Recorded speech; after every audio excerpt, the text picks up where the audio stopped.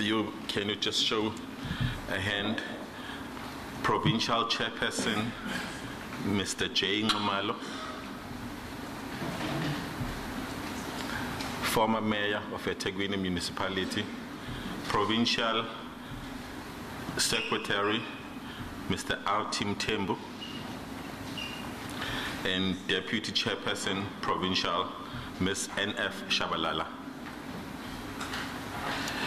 Chairperson, Mr. Mthembu will be making the submissions on behalf of the South African Communist Party, therefore only he will be sworn in.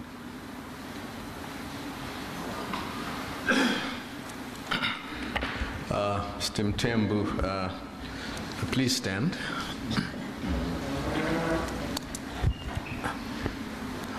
Will you take the oath or will you affirm? What are your full names? On the mic. On the mic. That's okay.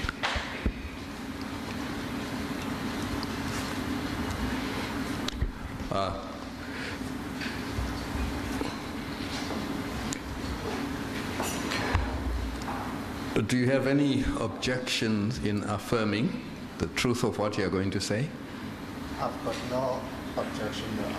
And do you consider your affirmation to be binding on your conscience? I strongly consider my affirmation to be binding. Do you affirm that the evidence that you are about to give will be the truth, the whole truth, and nothing but the truth? Please say, I do. I do. Thank you. You may be seated. Mr. Manyati. Thank you, Chairperson. Mr. Mthembu, we have done this with every witness. We assume as the Commission that we do not know you, nor the South African Communist Party. As the person who is going to be giving evidence on behalf of the SACP, we would like you to first start by telling us as the Commission who Mr. Mthembu is in any way that you would like, in terms of your educational background, political party affiliation, which is obvious, and whether you've held any public office and whether you still do. And once you've done that, we will then move on to the submissions by the SACP. Over to you, Mpelas. Thank you, Your Honor. My name is Richard Mthembu.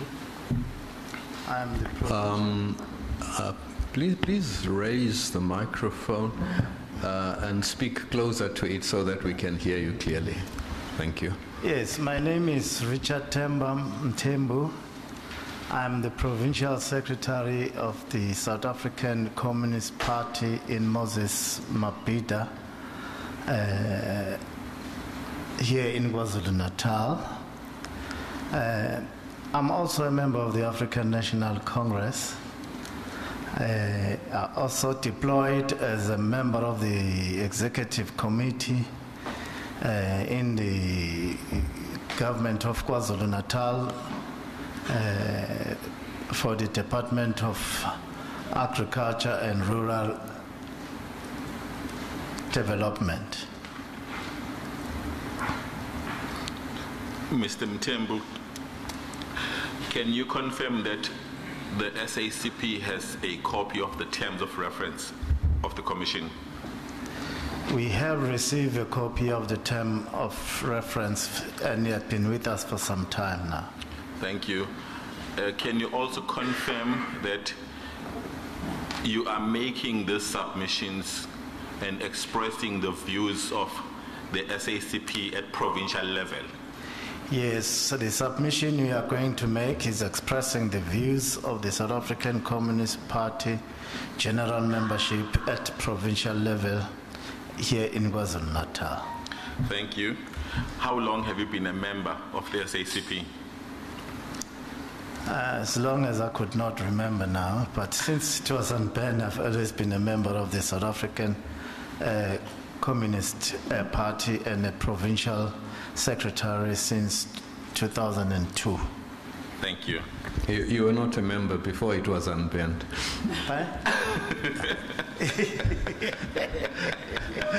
I'm asking whether you were not a member before it was unbanned.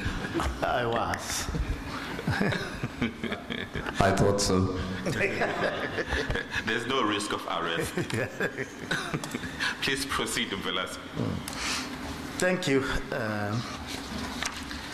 Our submission to the Commission read as follows. The South African Communist Party will first like to greet the Advocate Moerane and his panel and all the officials of the Moerane Commission. We must thank the Commission for affording us time to submit this submission as the South African Communist Party here in KwaZulu-Natal. Mr. Mthembu, sorry, please pause, just logistics. Chairperson, may the presentation be admitted as Exhibit M. M for Mary. We already have M. Oh, yes, it was the addendum. Yes. N. N. N, thank you. Okay, so we must also thank the Premier of KwaZulu-Natal, Honorable T.W.T. Mkhulu, the MPL, for setting up this commission, which was long overdue. We are aware that there have been some similar commissions in the past, largely on the so-called black-on-black violence, and hope this one will be able to come up with a solution which will put an end to these kinds of killing that are disrupting the fabric and the moral value of our society. There has to be a difference between human beings and animals. It must be noted by this commission that we were the first organization to call for the Commission of Inquiry into political killings here in KwaZulu-Natal. Our submission is going to cover our perspective historically of the violence and the political killings in this province of KwaZulu-Natal. We'll then provide specific cases to support our submission and our perspective on the so-called political killings in this province. This province is notorious for a number of types of killings which have been synonymous with it wherever you go. Political killings started more than centuries ago, particularly on the landing of the colonialists in the province of KwaZulu-Natal, leading up to the wars of King Shaka, right through apartheid violence, inter-organizational violence of the IFP, ANC, and UDF, right up to the present political killings, which are perceived to be largely concentrated within the structures of the ANC and its alliance. People of KwaZulu-Natal, particularly of Zulu extraction, have always been portrayed as people who believe in solving differences through violence. We need to look at this portrayal of the Zulu nation of great warriors differently. There appear traces of manipulation of history by colonialists, largely the British, to portray the Zulu nation as people who always smell blood and will fight at the slightest provocation. There was colonial reasons for that, which we are not going to cover today, but experience of staying amongst these communities, that is Zulu communities, will always prove otherwise. Indigenous people of KwaZulu-Natal will always display or demonstrate warm humanity to one another and which is informed largely by the tradition of communalism and of belonging together as a family, one big family. We would like to list the types of killings that have been synonymous with the province over time. 1, the intertribal and interclan killings. 2, family killings. 3, muti killings and witchcraft killings. Taxi killings. the killings you get among the people, which we have termed as social killings, we don't know how correct we are, political killings, and state killings. On intertribal and interclan killings, the intertribal and interclan killings can be traced back to the wars of King Shaka. These wars were interpreted as a process of the formation of the Zulu nation or Zulu kingdom. Otherwise, others will contest such interpretation through a narrative that says it was a colonial-inspired war of land dispossession. These wars resulted in many displacement of tribes and clans, which tend to define the human settlement pattern as we see it today. Subsequently, intertribal and interclan killings then continued mainly for access to natural resources. On family killings are largely attributed to power contestation and witchcraft. Family killings are largely experienced more at a higher hierarchy of the family tree. Family killings can be traced to traditional governance and structures as well. There is a long history of contestation of ubukhosi and ubuduna, which largely ended up into long family feuds and eventually family killings.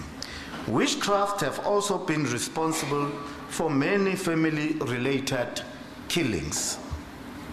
On multi-killings and witchcraft killings, this is a type of killing that is not only peculiar to KwaZulu-Natal, but can also be traced in many parts of Africa. There will always be a report of killings for the purpose of getting body parts to make muti for whatever reasons. These are century-old killings which are still with us to this day. The recent example is people being killed for their heads to be taken to a witchcraft for muti. We have had in Escort people killed for a meal, largely known as cannibalism, but again be used as a ritual in a witchcraft treatment. Others are killed for what is known in Zulu as ukutwala, which is quite popular with the people with business aspirations. Other multi-killings are known as killings of albinos. There are other killings like infant killings that we hear of from time to time. Please pause, Mr. Mtembu. We have an interpreter who will interpret all the isiZulu words thus far for the sake of the transcriber of the record. For the record, ubukhosi is spelled as U-B-U-K-H-O-S-I,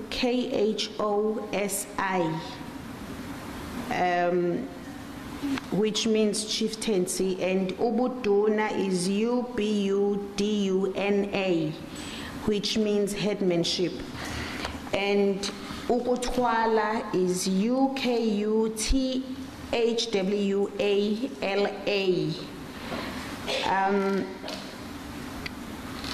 This ukutwala, I think it means to go... Sorry. Mr. Mtembu, can you explain ukutwala? Even if you do so in isiZulu, it's fine, so that the interpreter will not give a meaning to what you've spoken about. Yini ukutwala mvelas? I beg your pardon? Ukuthala ukuya enyangeni iyokwenza nje imigilingwane ukuze ube nenhlanhla yokuthi kulezo zinto ofuna ukuphumelela kuzona. Thank you. Ukutwala is to go to an inyanga for certain rituals for you to be successful in life or in businesses. Yes, thank you. Proceed, Mr. Mtembu. The other type of killings is sorry, please switch on your... I think you can keep it on. Oh, yeah, okay. Yes. Okay. Yeah. The other types of killings, the taxi killings, this is widely known type of killings in the province, which is now also rife in many provinces, largely concentrated in big cities like Cape Town, Durban, and Johannesburg. What's going on here now? I don't know how they... No, just go down to taxi killings. I think there's been a repetition. Yeah. Okay. So these types of killings happen for a scramble of lucrative routes. These killings can also be classified as economic killings and have continued unabated for a long time, ever since there was liberalization in the transport industry. It has been an industry where Africans could freely exercise their economic activities of entrepreneurship. One of the biggest causes of violence have also been attributed to high congestion in this industry by people who've got business interest. It is this type of killings that have costed many lives of our people, particularly the working class. There appear to be still no solution by the government on this type of killings.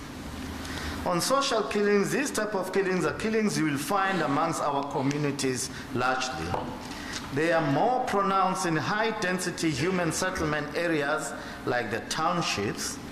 It was not unusual in townships to come across a person who had been killed along the pathways and along the streets.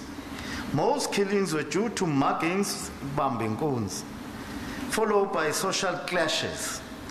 These are types of killings that were dominating during the apartheid era and are now returning in full force in our township and in informal settlements. Then come to political killings. Political killings has only been known largely from the 80s to date. Political killings in this province were largely experienced during the days of the clashes between the IFP and the UDF in the 80s. These types of killings were largely characterized as the black-on-black violence. It is widely known today that such killings were orchestrated by the apartheid state through their agents within these political formations. Many killings that were carried out at the height of apartheid violence against the disenfranchised, there have been no arrest. There's a mistake there.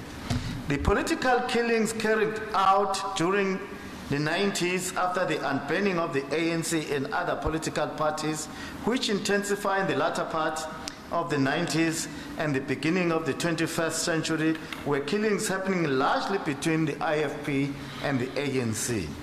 The most notable areas were Umzimkhulu, you remember the 7 Days War, at Brandville in Moerane, Wembesi Township, in Escort, Escalen in Northern Zululand, Hammersdale in Durban, Kwandemgezi in Durban, and Waklimba also in Durban. The political killings continued in KwaZulu-Natal and are now largely within the alliance structures, although there are significant traces of political killings in the IFP and the NFP. Political killings have intensified within the alliance during the post-Polokwane period and pre- and post-local government elections of 2015. The political killings between IFP and ANC and its alliance partners were largely seen as being sponsored by the state security apparatus of the apartheid regime. Any other killings between the IFP and the ANC members were taking the cue from the state-sponsored killings. Mr. Mthembu, please pause. For the records, Wembesi, I have to start with Umzimkhulu. No, ukubamba inkunzi on page 4. Ukubamba inkunzi is spelled as UKUBAMBA, inkunzi INKUNZI. Umgungundlovu will be U capital MGUNGUNDLOVU. Wembesi capital WEMBESI. Eskaleni E capital SKHALENI. Kwandengezi capital KWA capital NDENGEZI. And Kwaklimba is capital KWA capital XIMBA. Thank you. Proceed, sir. Okay. So the current killings, which are largely within the ANC and the alliance communities, can be attributed to intra-power struggles generated or emitted at the leadership level. These are manifesting themselves.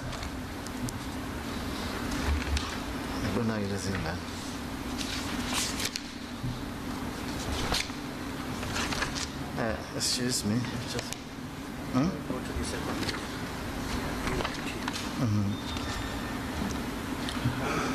Don't worry. Yeah, in fact, the current increase in the political killings can be largely traced on the killings of local government representatives and officials, which are seen as a consequence of unfair processes in the selection of councillors, candidates, and subsequent deployments into our municipalities.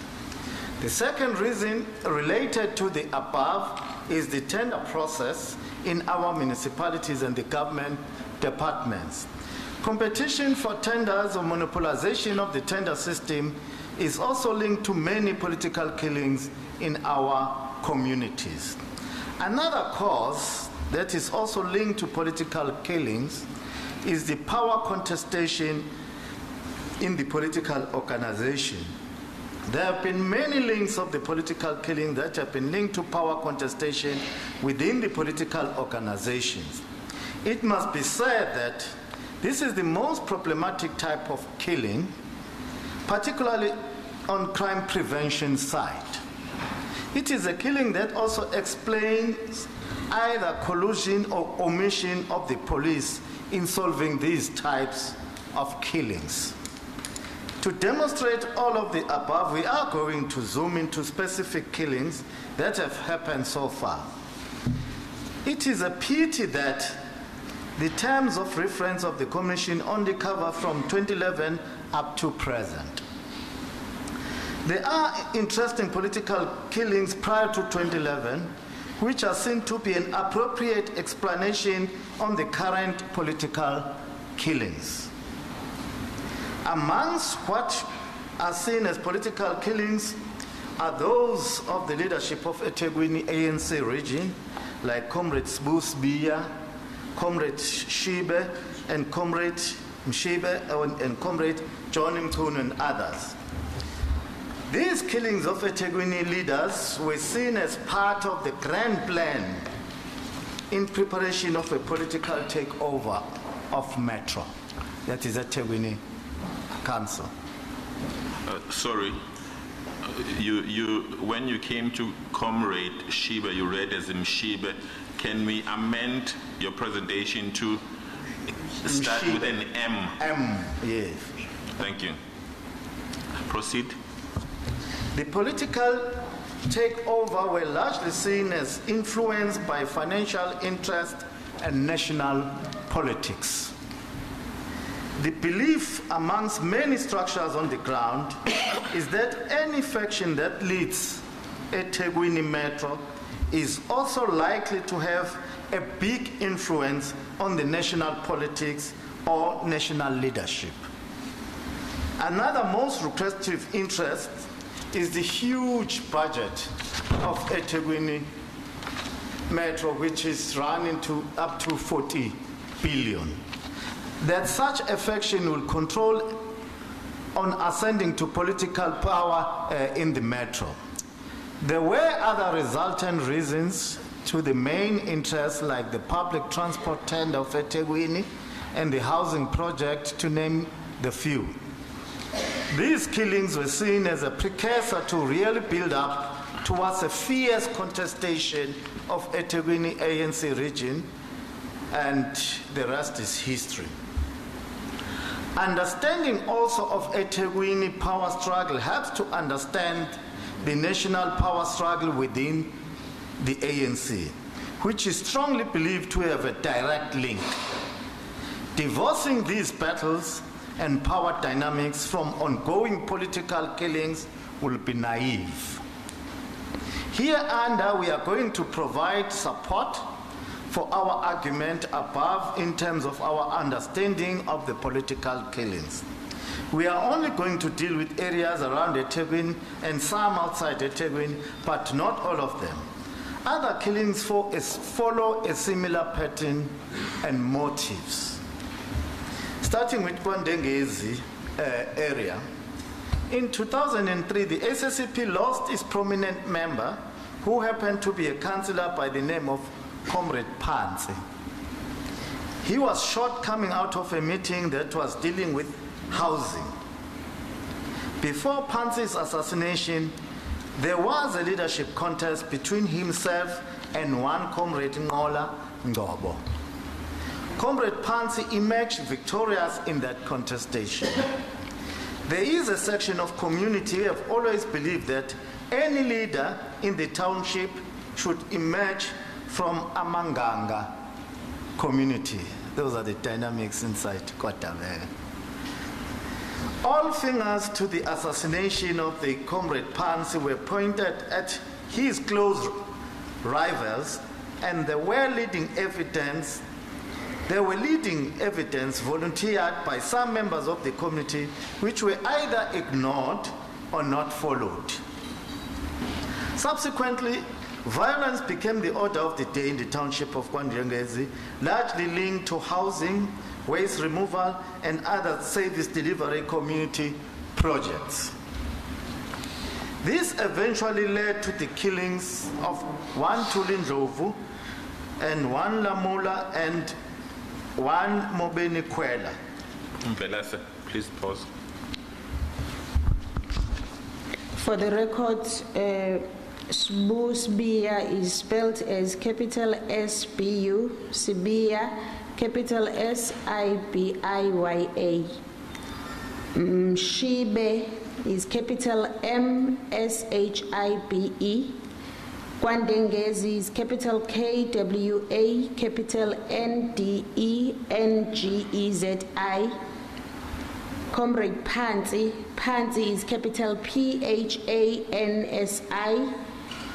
Ngola Ngobo is capital NQOLA. Ngobo capital NGCOBO. Amanganga is capital AMANGANGA. Tulindlovu, capital THULI, Ndlovu, capital NDLOVU. Lamula is capital A, it's capital LAMULA. Mobeni Kwela is capital MOBENI, Kwela, capital KHWELA. Proceed. So there was an intensive intervention by the Department of Safety and Liaison after a barrage of serious complaints by the party meaning the SACP structures and community in the area. This led to the arrest and conviction of the councillors Mduduzi Ngola Ngobo and Veli Lucheku and the assassin Mlungisi Ndlovu. The ex-councillor Ngobo is still facing other charges for the death of Lamula and will soon also be facing charges for the death of Mobeni Kwela. Evidence have pointed out that the ex-councillors Ngola Ngobo and Veli Lucheku were behind monopolization of tenders for services in the township of KwaNdengezi. It must be submitted in this commission that it has only required pressure from the Department of Community Safety and Liaison to solve what was considered a mystery of not attending to the killings at KwaNdengezi, while most evidence was provided. This is a case where collaboration of police and some prosecuting authorities were seen to be responsible for failure to solve dockets in the township of KwaNdengezi. The Department of Safety and Liaison must be hailed for the stunning work they did in starting to solve what was seen as a mysterious death in the township. Since the arrest of the two, political killings have stopped at KwaNdengezi. But there are new developments which require this commission to do a follow-up. A key witness that led to the arrest of the two ex-councillors have been harassed ever since he was taken out of the witness protection program. The latest incident involved him being taken by one policeman from his house to what was seen as a magistrate court somewhere in Umzimkhulu. There he was asked to make an affidavit dismissing everything he said at the court implicating the convicted ex-councillor. He refused to cooperate and ran away. It must be said that the two ex-councillors were considered an entry point for any political influence in the township.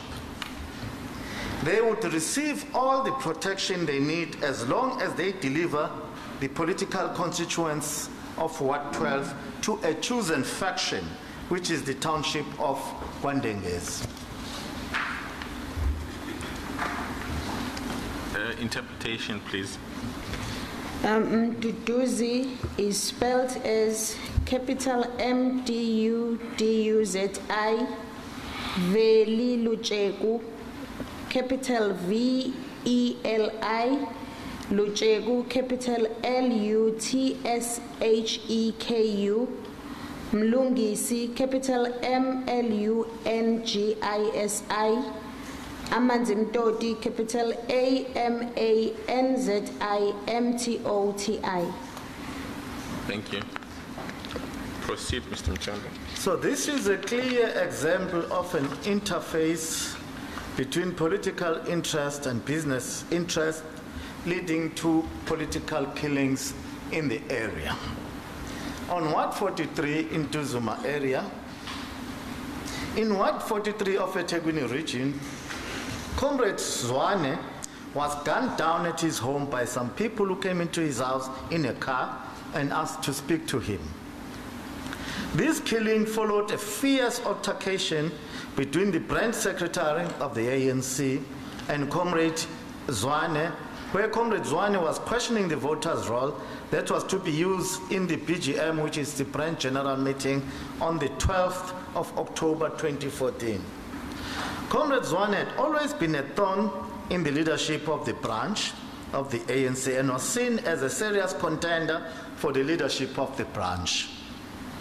There were many leads to the killings of Comrade Zwane, who was also the branch secretary of the Communist Party in Ward 43. That was quashed by the police. Another information was that a person who was seen to be in the forefront leading to the killing of Comrade Zwane was a police informer.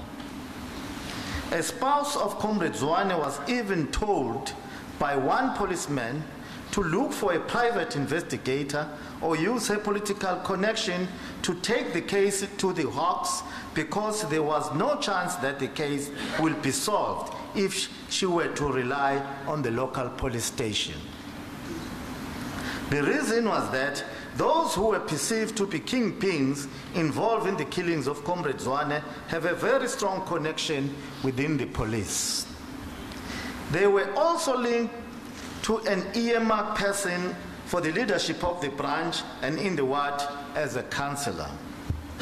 The tension in the ward was heavily linked to the leadership contestation in the region, with Comrade Zwane seen as Comrade James Numalo's backer. Going to Umzimkhulu. Umzimkhulu was formerly under Transkei in the Eastern Cape before it was incorporated to KwaZulu-Natal. It is one area where there were minimal or no violence, in spite of the area being located as an island inside KwaZulu-Natal. You will sometimes hear of stick fights, which are synonymous with the traditional rural areas in the province, but could hardly hear such leading to killings. Tension emerged in Umzimkhulu immediately when it was incorporated to KwaZulu-Natal and into its politics. There was a scramble for support of this united bloc by factions in the ANC. For a long time after incorporation into KwaZulu-Natal, Umzimkhulu remained a united bloc, which was an envy of any dominant faction. Divisions started to emerge, going on towards PGC of the ANC, which took place in Durban at UKZ and Westville campus. I've forgotten the date.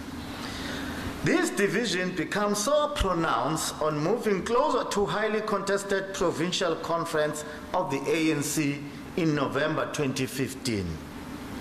The divisions were along the lines of the factions going towards the 8th conference of the ANC in November 2015.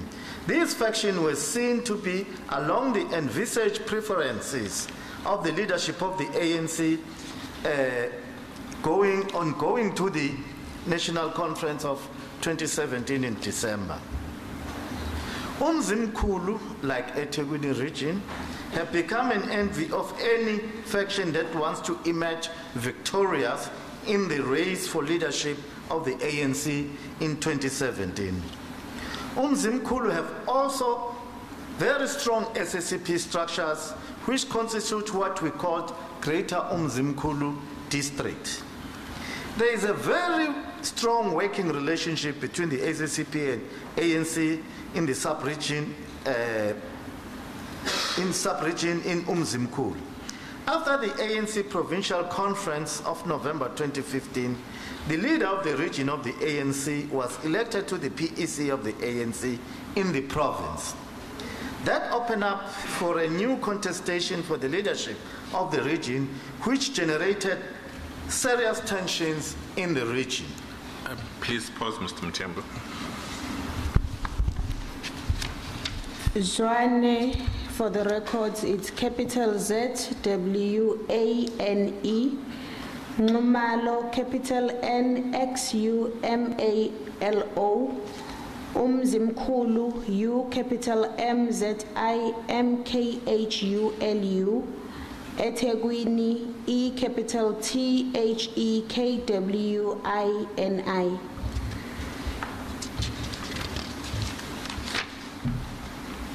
Please proceed. The tensions generated were seen as a result of the contestation for loyalty of the possible emerging leadership. There were two contenders for the leadership of the region. One happened to be a member of the Communist Party in good standing, and that was Comrade Khaya Thobela.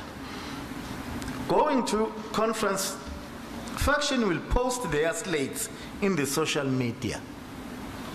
The same happened with Herikwala region. A slate was posted with Comrade Khaya Thobela as a candidate for the regional secretary. The same slate was then reconstructed, replacing Comrade Khaya Thobela's picture. In his place, a picture of a dog was inserted. Some days later, the same slate again was tampered with the dog now replaced by a candle. Comrade Khaya Thobela was then assassinated later after this picture. was changed for a dog and then for a candle. There was also a hit list that was in circulation, which has the name of Comrade Thobela and other leaders, mostly from the party, being in the list. 2 suspects have since been arrested, and 1 have been released due to insufficient evidence. I think I've learned this morning that another 1 have been released, and we are not surprised. Subsequent killings took place in Umzimkhulu, which involved Duduzi Shibas, who is a PR's councillor in Umzimkhulu, who was associated with Comrade Thobela's late, and there have been no arrests so far. On the 13th of July 2017, around 18 hours at a place known as EBC Village, another 3 Umzimkhulu municipality councillors were ambushed and shot with assault rifles. The councillors were the late Comrade Sindiswa Magaka. Surviving were Comrade Jabu Mzizi and Comrade Nomsikelo Mafu. The late Comrade Sindiswa Magaka was earmarked for the position of the Deputy Regional Secretary in the upcoming Herikwala Regional Conference of the ANC. He was also a former General Secretary of the ANC Youth League National. What needs to be noted about these killings with Umzimkhulu is that there's always been a relative peace in the sub-region of Umzimkhulu, or in Umzimkhulu, while being active in the ANC under Eastern Cape, and soon when they were incorporated into the politics of KZN, tensions developed, which subsequently developed into violent killings, as we have seen in the last few months. Moving to Inchanga, I need to rewrite Inchanga, not Inchanga. Inchanga is one of the classic examples we can present in this commission. Inchanga have been very small, have been a very small peaceful community built around a missionary settlement in the west of Durban, just outside Hillcrest.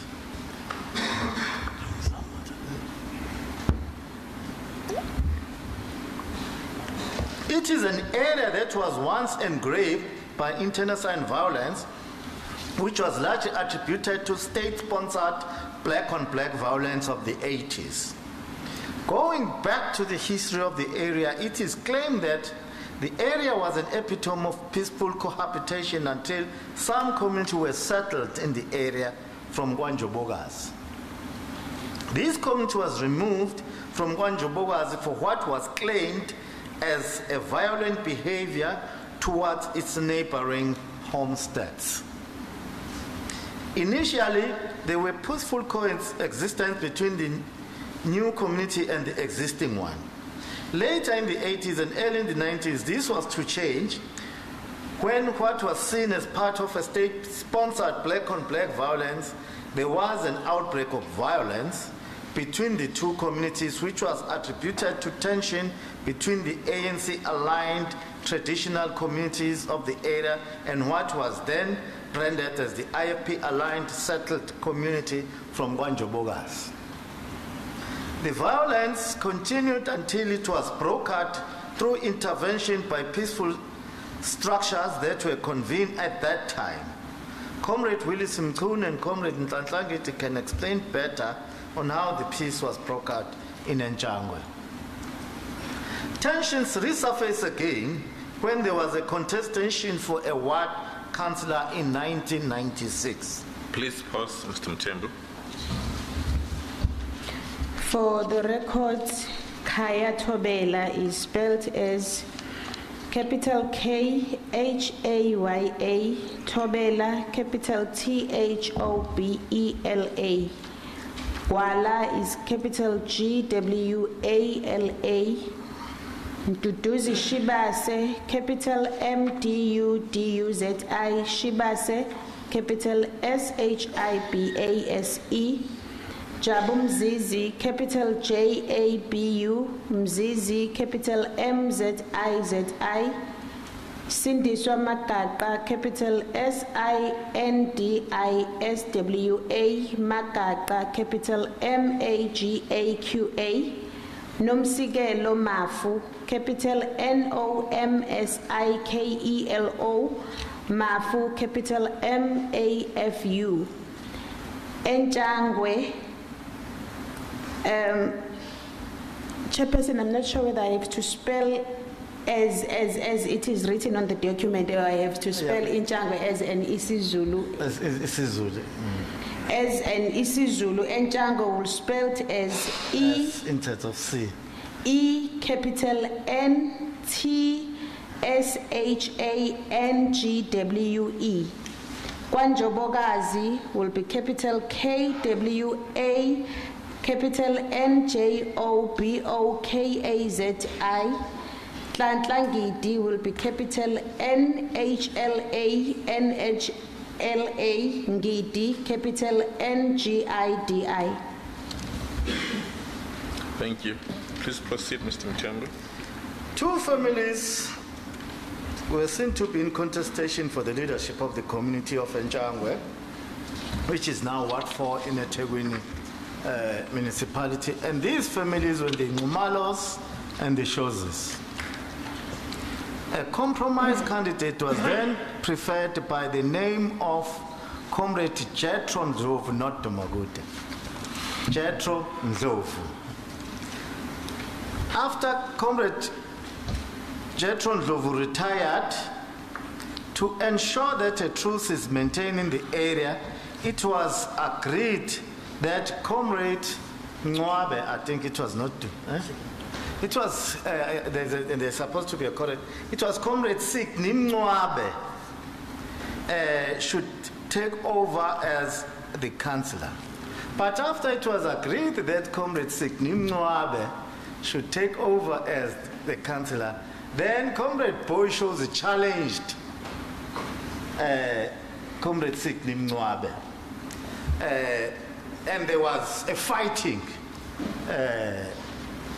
on that day, a serious fighting, up to a point where Comrade Sikni Mncwabe decided that no, to avoid any escalation of violence, he will stand back and allow Boyshows to continue. So that's how it happened. So this has been the case until the recent local government of August 2015. The tension started with the leadership contestation for ANC eThekwini region. The tension then manifests itself back in the ward.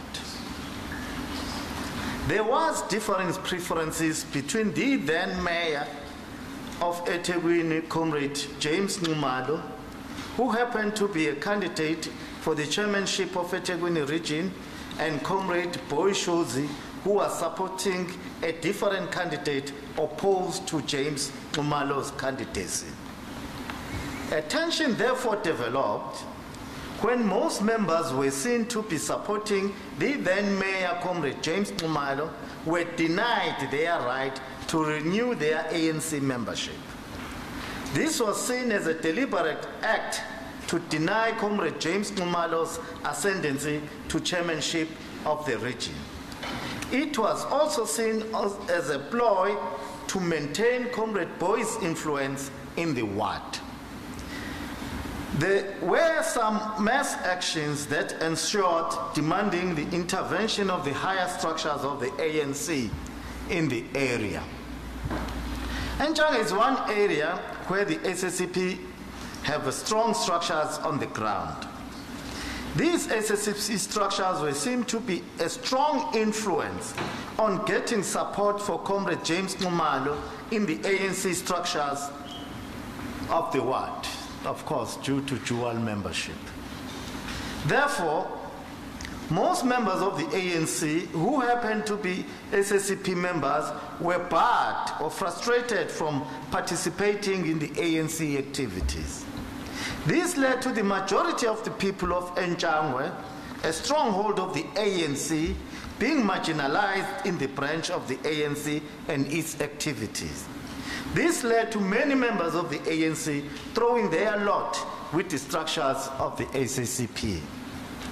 This then developed to a serious tension between the ANC and the SACP.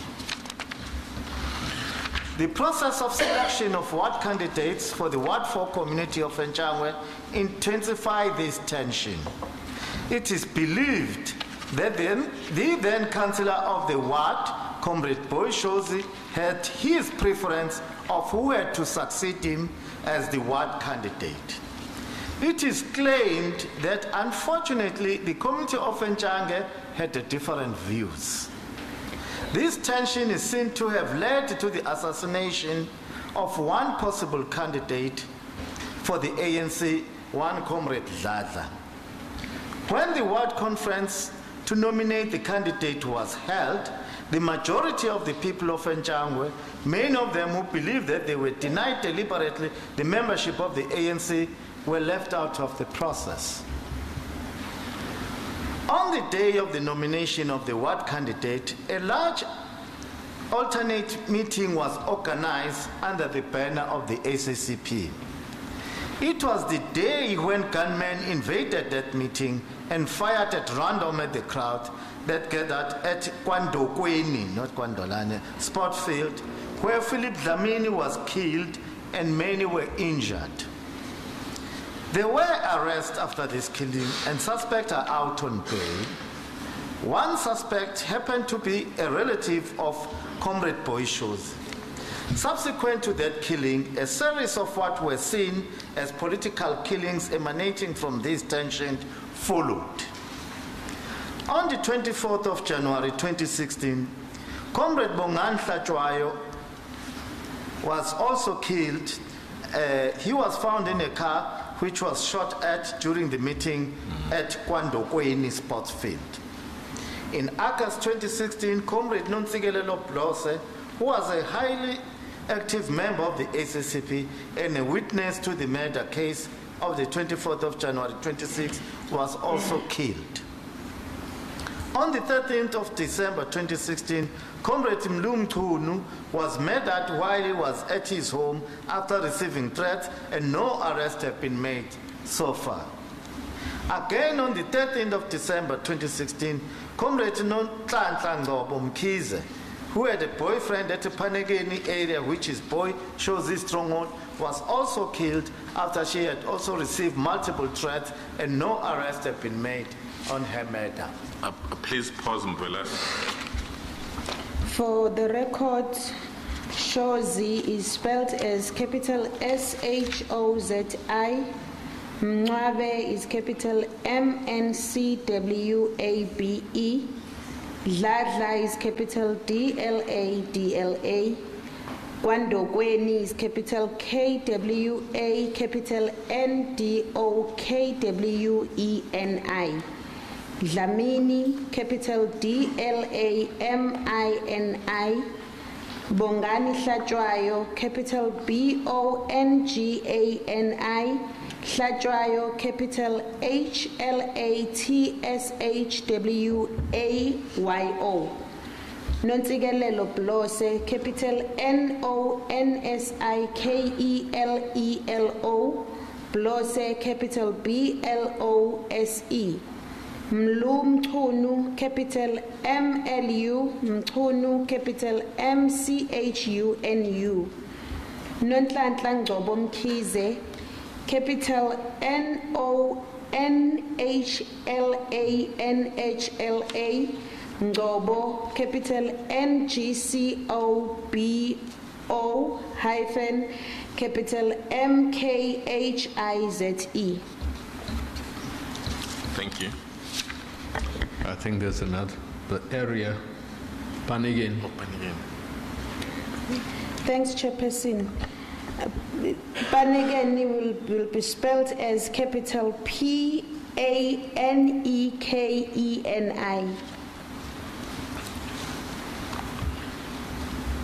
Proceed, Mr. Mtembu.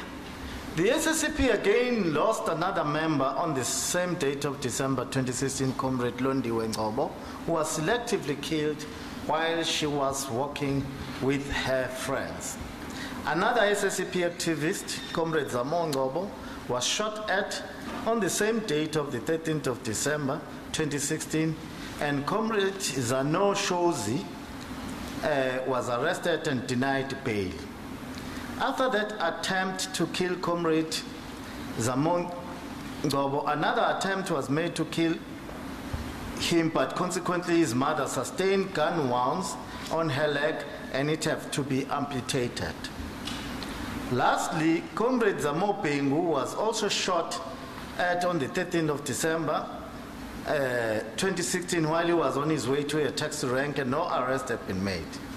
There have been many failed attempts to reconcile the structures of the SACP and the ANC in the area, which received a very cold reception from the leadership of the ANC in the region of eThekwini. In the Glebelands hostel, the violence of Glebeland hostel dates back to the days of apartheid state-sponsored black-on-black violence.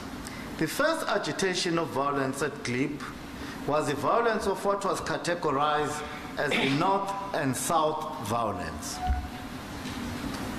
By the North and South, it means if you come from Potchefstroom, you're coming from the South. If you are coming, say, from Mpanga and Show, then you're coming from the North. Soon, this violence was to develop into an IFP-ANC clashes. Eventually, Glebe Hostel became an ANC stronghold. There have been numerous peace interventions in the hostel, of which we have lost count, but the killings have continued with few breaks. Both the ANC and the SACP undertook numerous attempts to broker peace in the hostel.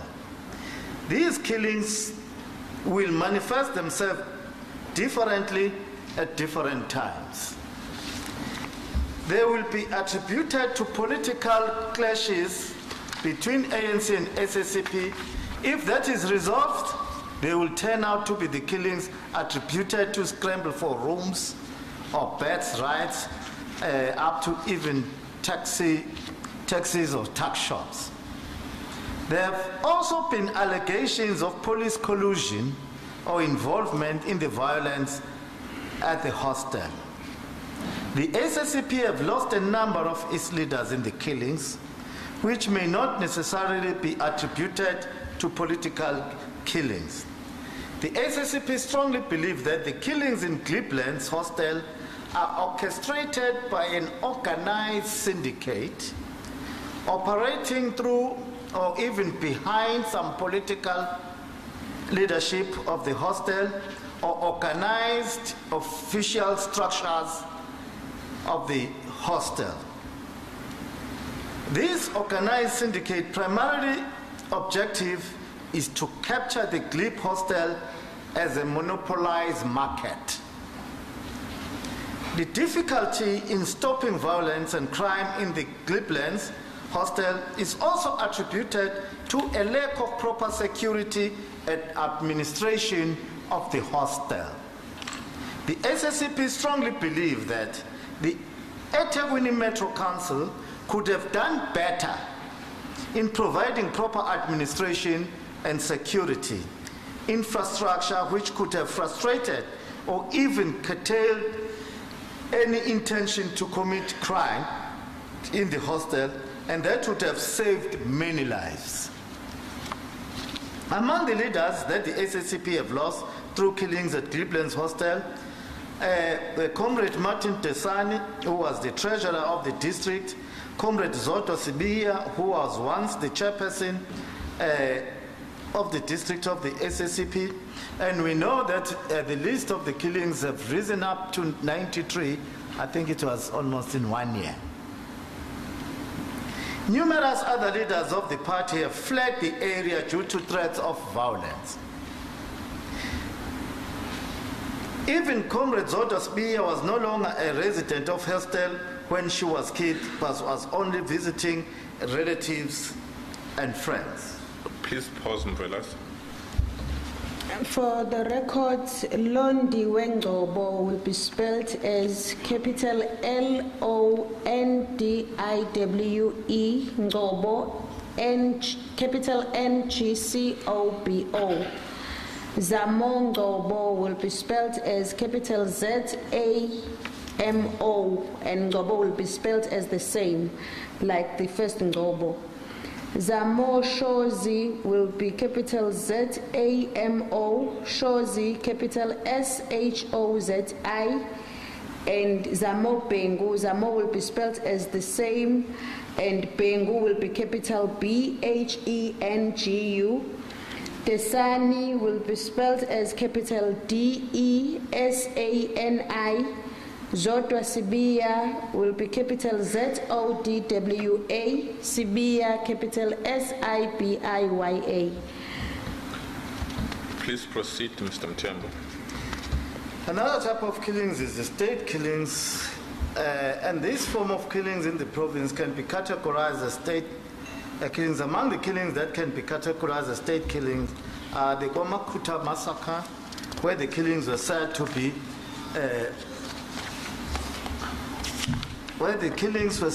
masterminded by the SANDF.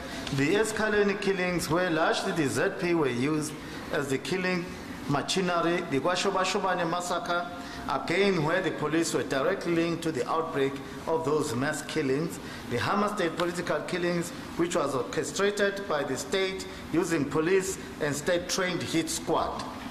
The other killings are linked to Katomena group of the police, which is yet to be tested in court. In all these state killings, it is not only the involvement of the police, but the implication of state intelligence in these killings. It must also be submitted in this commission that numerous allegations of state security apparatus being used are made in this current political killing and factional battles in the Alliance and the ANC. In fact, these kind of political killings are tending to be cutting the pattern from the apartheid methods of terror unleashed to our communities. Another very serious phenomenon in political killings cover-up is what is seen as false arrest and disinformation.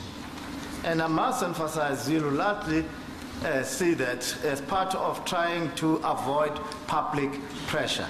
The police do that quite often. On conclusion, we just got some recommendation that we can table in this commission. One, that the program, there have to be a program to fight the culture of violence, which have been inculcated in the communities of KwaZulu-Natal. Two, we are of the strong view that we need to get rid of the tender system. Three, we also strongly believe that there have to be a review of the councillor selection method and criteria.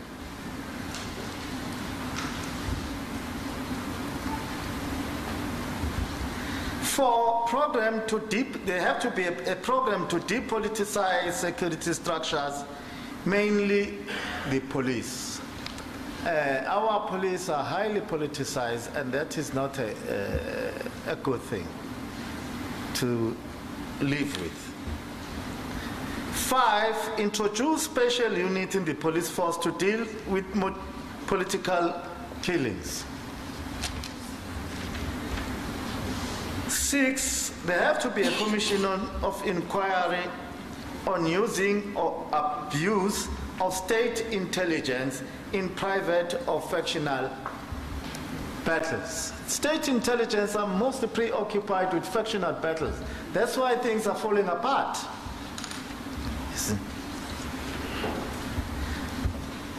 7, which may not be in your copies. It's fine. So we strongly believe that the state budget need to be biased at fighting poverty, inequality, and unemployment. So that will be our submission, Honorable Chairperson. We thank for the time you have given us. Thank you. Can we have the interpretation and then we'll take it from there? For the record, Kwamakuta will be spelled as capital KWA, capital MAKHUTHA.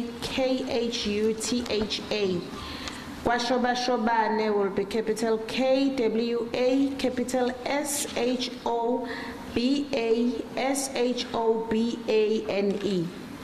Thank you. Please proceed.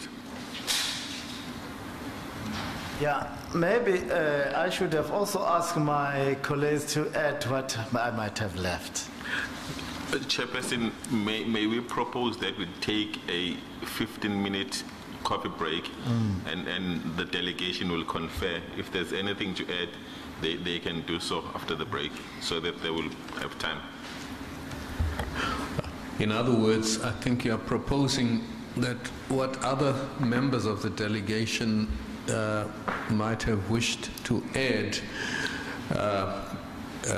can be presented through Mr. Mtembu as the sworn representative. Yes, it's just for them to confer. Yes. Thank you. We shall adjourn for about 15 minutes. Thank you.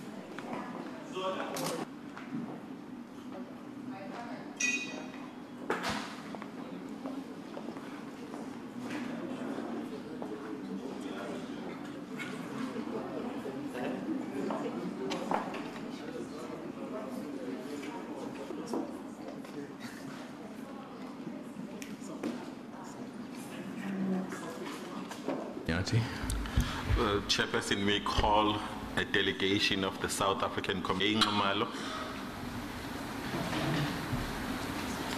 Former mayor of eThekwini Municipality, provincial. What are your full names?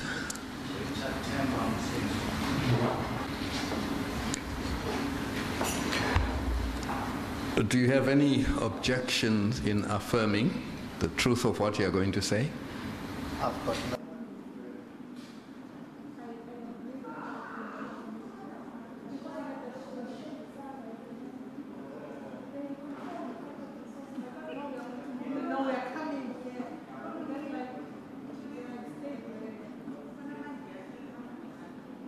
NE. Thank you. Please proceed. Yeah, maybe I should have also asked my colleagues to add what I might have left. Chairperson, may we propose that we take a 15-minute coffee break?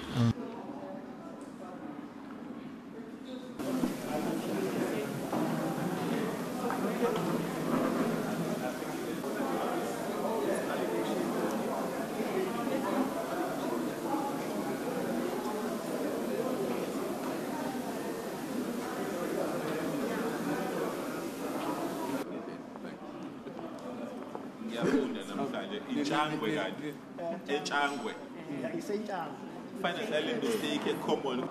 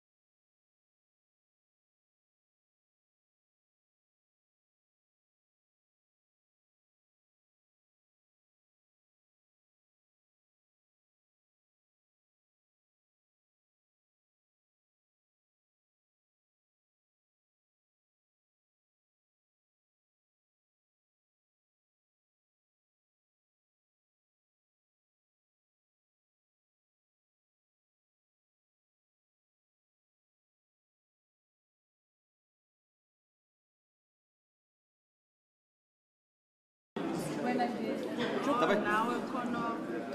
leave this.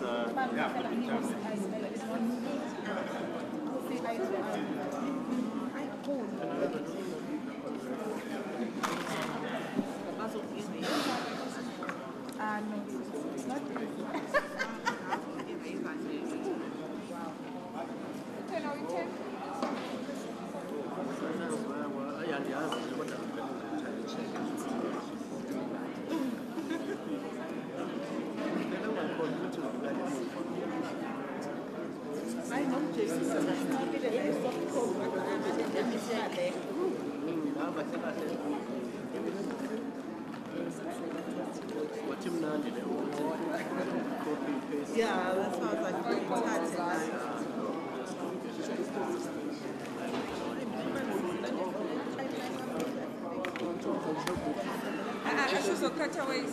Cutaways. And I learned this method in as a cutaways. Kaka nisebenzise nini? Iyarekhoda nyalo.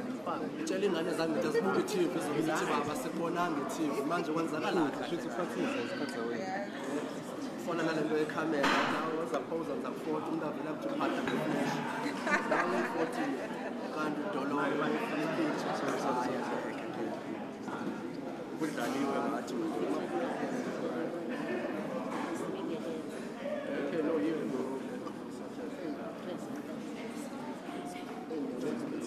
You guys see that?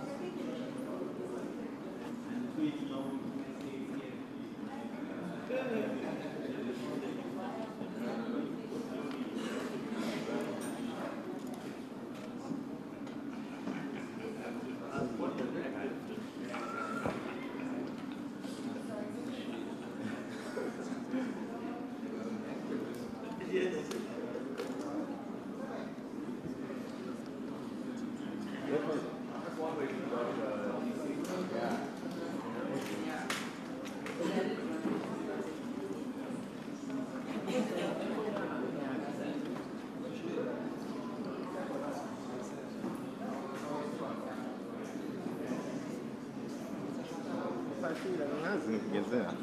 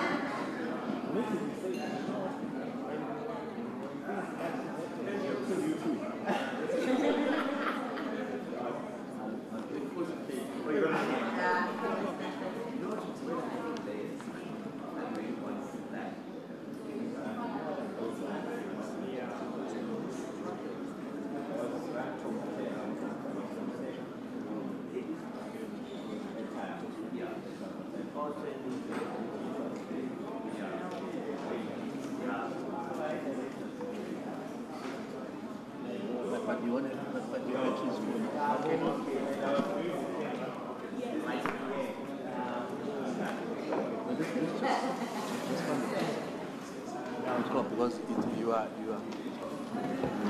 Fine.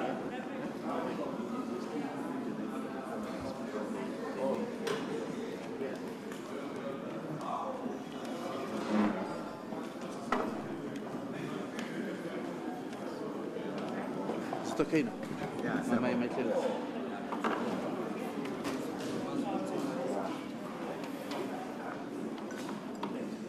What I done? Ma wenza i-interpret angeke a-block. Hayi ngibe white.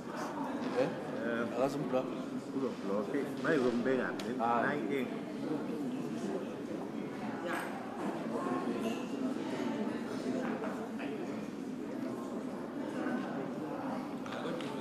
Right. Oh.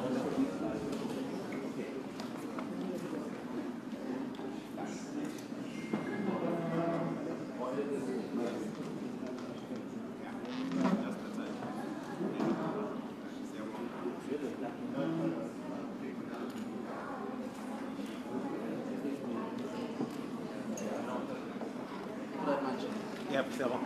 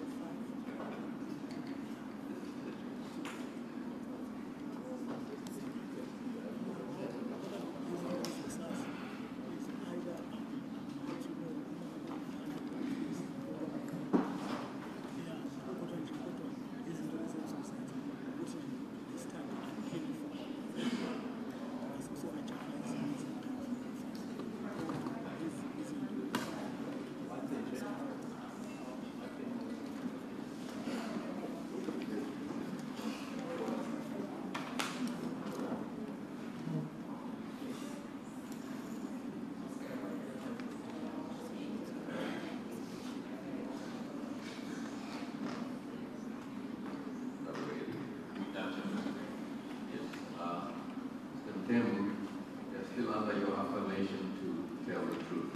Yes. Thank you. Mr. Mtembu, have you confirmed this, the delegation? Is there anything you need to add? Okay, just a few things to add. I hope that we will be allowed to table other evidence outside this presentation, whether it should be evidence or just as a backup to what we have. Yes. Because there are other things. For example, in Glebe, we just want to give you a record of every attempt that has been made to bring peace, and sometimes how they have those attempts collapsed. It will be very important that you have those evidence. And also we want to say that when we heard that one Barney had been sentenced to life, it was the first time the law of killing in Greek for killing Mundovela by an airport. Yes. So that was the first time. That is one. And also important to mention is that corporates in Glebe will always tell you that we come into Glebe, set up these committees. Once we are gone, those committees collapse same time. The recent one being the one that has been done by both the Metro and KZN the government. I think it was led by Udonda. It is considered to have collapsed, you see, because there have been no follow-ups to everything that was promised. Sorry, Mr. Mtembu, yes, I can confirm as evidence leader that evidence was placed before this commission by a witness from Glebelands that collapsed, and they don't know why. The other thing that we can submit here is a strange phenomenon, a practice of using private security to control our meetings, political meetings, which have been rife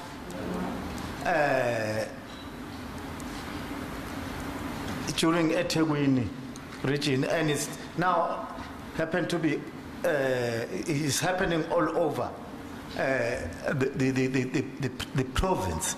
There is private security company that you'll find that they are not vetted. We have seen one picture that have been trending in the media. Those are the problems that we are facing, and any presence of an armed person brings a situation, it actually elevates a situation to a violent type of a situation. That's the problem that also needs to be looked at. That's why also as SACP we were so vocal against the use of Metro Police in political gatherings. And that has been the practice in the Metro. I know there will be a question that is going to come if I mention that. But that has been the situation. Lastly, what also one would like to add, there was also one case, because it's very important to mention, the killing of witnesses. You see, for example, in Inchanga, there was not one, there were two witnesses. There was Umzimkhulu that was killed. And also, you will find that in Glebe, when you go through all the list of the people who have the killed, people who might have witnessed or have witnessed the killings. That is what or who have been reported, who have gone to report to the police. You see, when you are in Glebe and you go and report a case, you must know that your life is not safe. Even when you have gone secretly to go and report a case, you must know that your days are numbered. You see, so even going to the police was a risky exercise. You see, so those are the things that we just want to round up. But we will be submitting further evidence. Finally, Fungele will do so. Thank you. Mr. Mthembu, thank you. Can we agree on this? But it is entirely your call as the SACP. We've done it with the IFP. Can we agree that whatever additional documents that you will present will form part of this presentation? Yes. So that there will be no need for any of your office bearers to come back and confirm them under oath? We agree. Thank you. We will then await your documents, and they will then form part of this presentation without you having to come back. From our side, there are a couple of questions to ask. We'll go page by page. We are on page 1 of your presentation, second paragraph from the bottom. It must be noted by this commission that we were the first organization to call for a commission of inquiry. Can you recall what year was that? Just the year?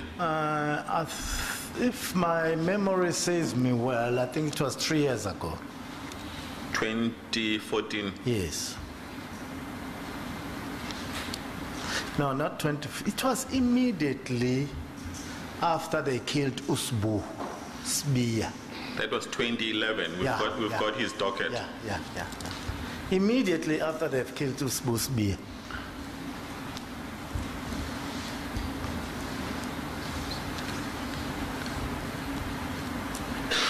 Who did you make this call to?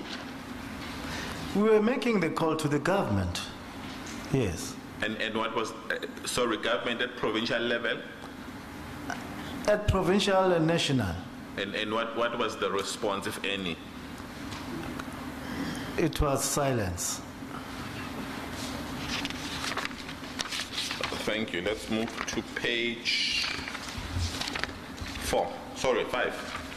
Page 5. Third paragraph from the bottom. The political killings continued in KwaZulu-Natal and are now largely within the alliance structures. As I said, we don't assume anything as the commission. Which alliance are you talking about? Who are the members? The members of the alliance is the ANC, the SACP, COSATU, and SANCO. Thank you. Political, same paragraph, second sentence.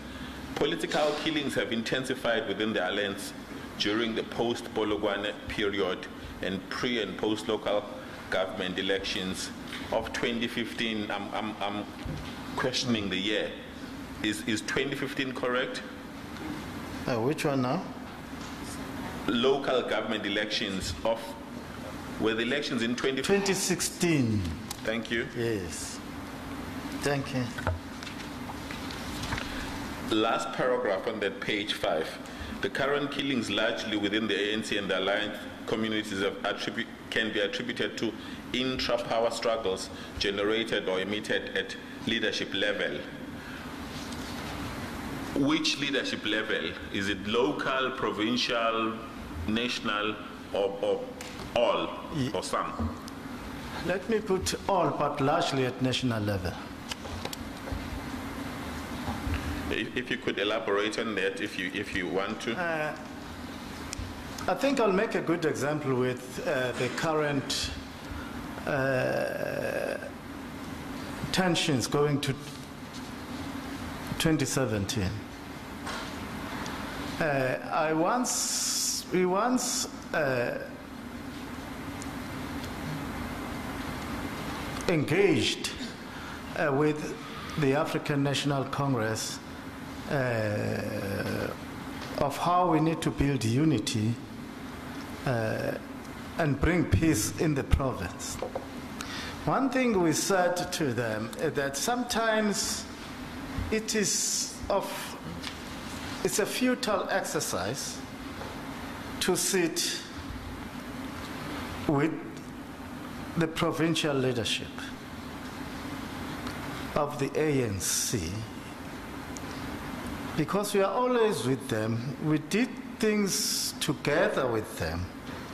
The problem, once provincial leaders are carrying out instructions or programs of the national leadership, that's where things goes wrong. And that's been the case. That's been the case.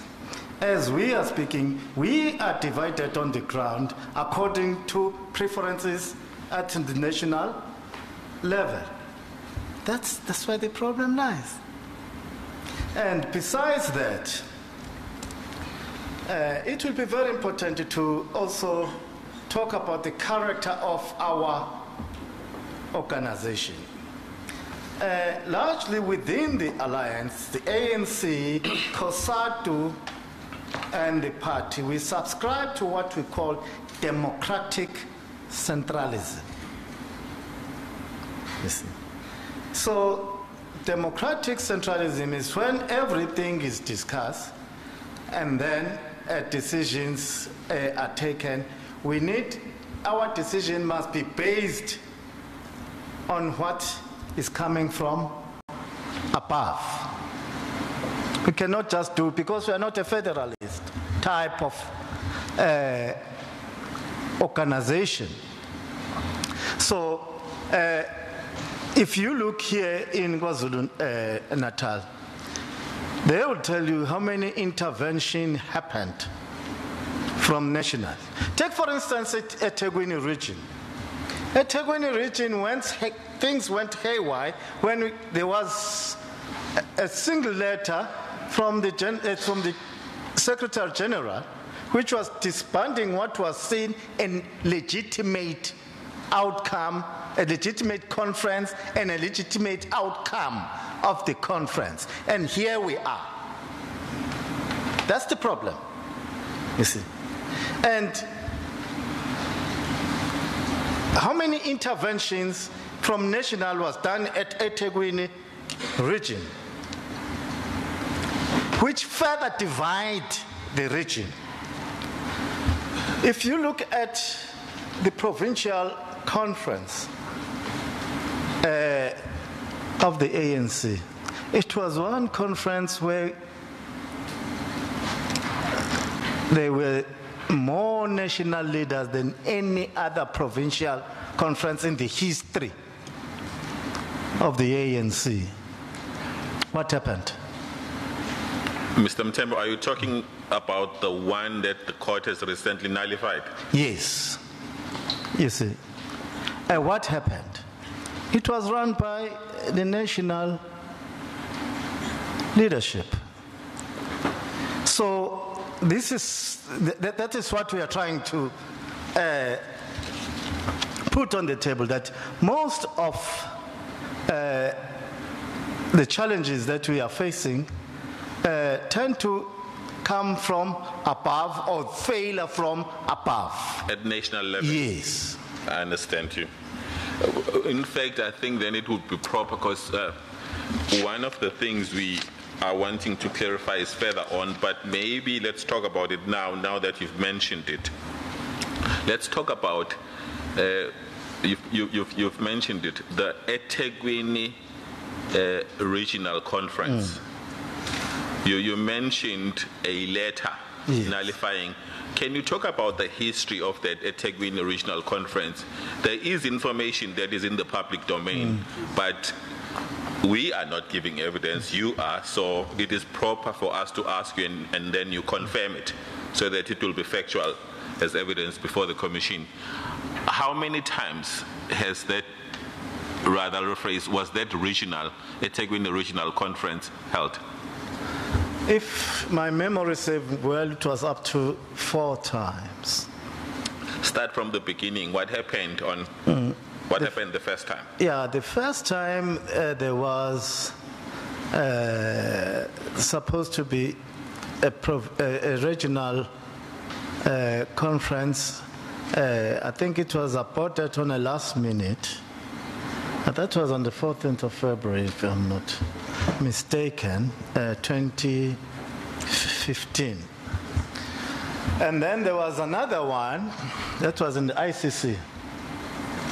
Was it at ICC? Oh, yeah, it's not. As far as we are concerned, it was the second one because the first one failed. And then, which went well. It was conducted by all officials from national, provincial. The resolutions were taken. It went very well. Declarations were adopted, but it was nullified by a stroke of a pen by Secretary General. Which one? Secretary General at which level? At the national level, Comrade Gwede Mantashe. And then there was another one.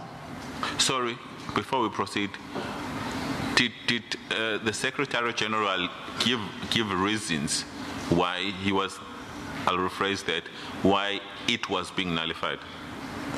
The reason for it being nullified was there was a dispute about 3 branches. You see, there was a dispute about 3 branches,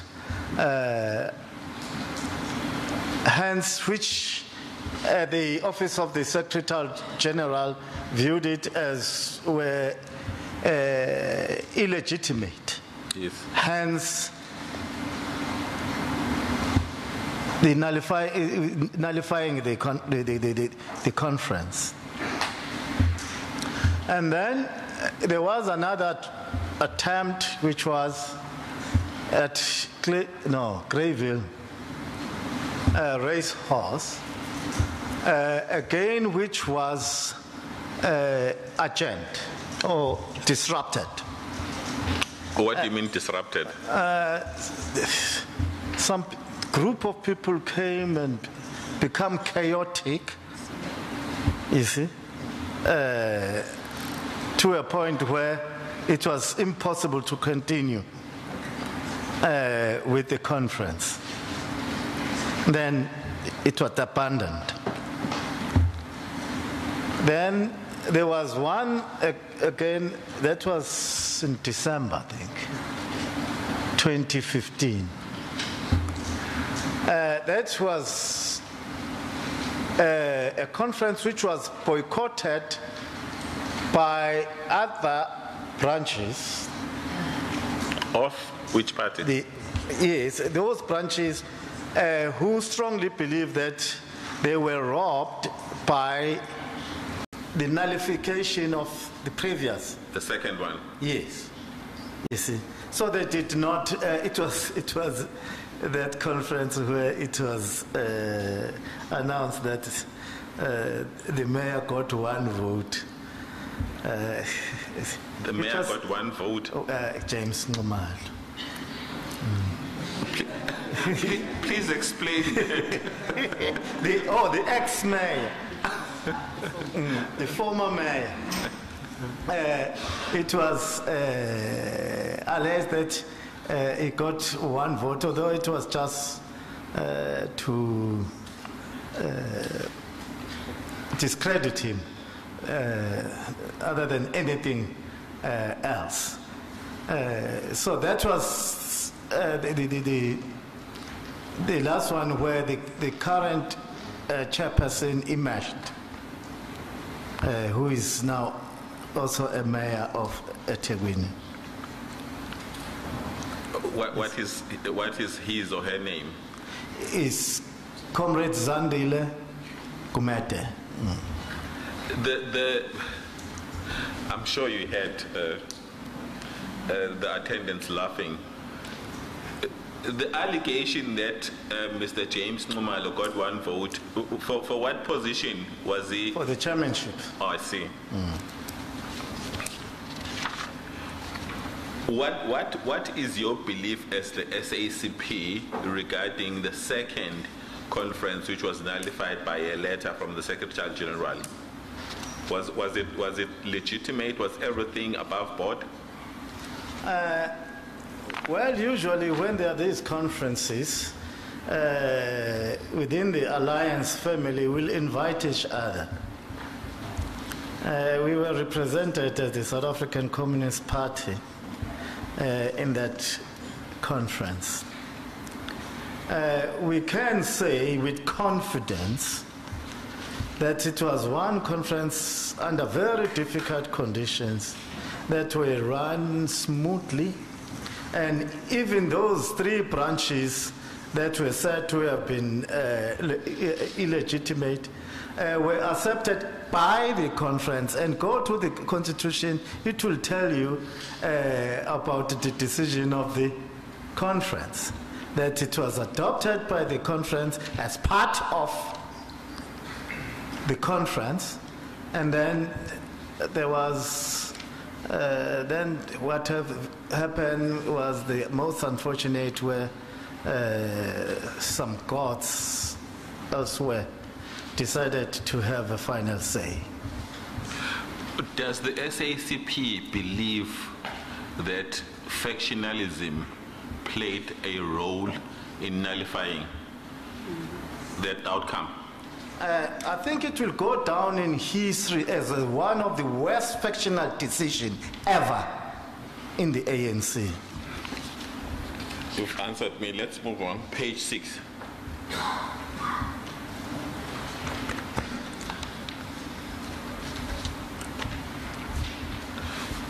Very first paragraph. The current increase in political killings can be largely traced on the killings of local government representatives and officials, which are seen as a consequence of unfair processes in the selection of the councillor candidates and subsequent deployments into our municipalities. Why is the process unfair? Why is the selection process unfair? And if you could please just elaborate on why you say the process is unfair, and also touch on whether factionalism play a role in the selection process of councillor candidates and subsequent deployments into municipalities. Why we are saying the process becomes unfair is because it is allowed to be floated with impunity. The official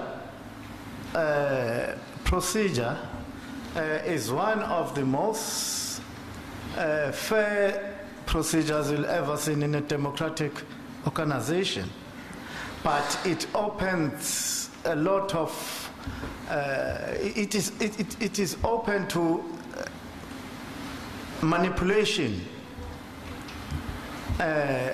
with impunity in the manner that it is conducted.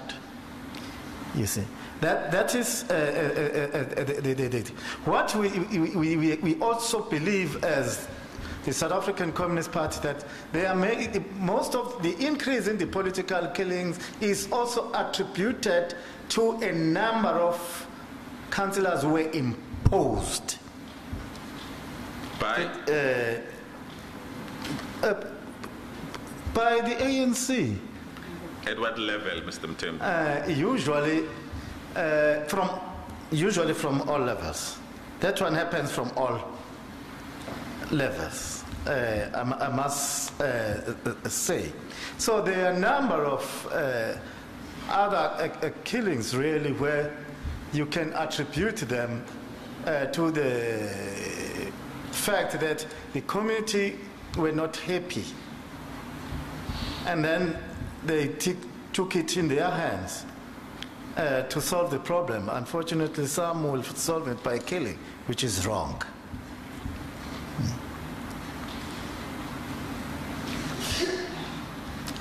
A witness testified before this commission. Just to illustrate the point, I'm asking for the SACP's view as whether this is a good example of the point you are making. Local government elections in Zwane, Togo Didiza's name was put forward as the mayoral candidate. The community was apparently unhappy. Is that a good example of the point you are making? Yeah, it can be said that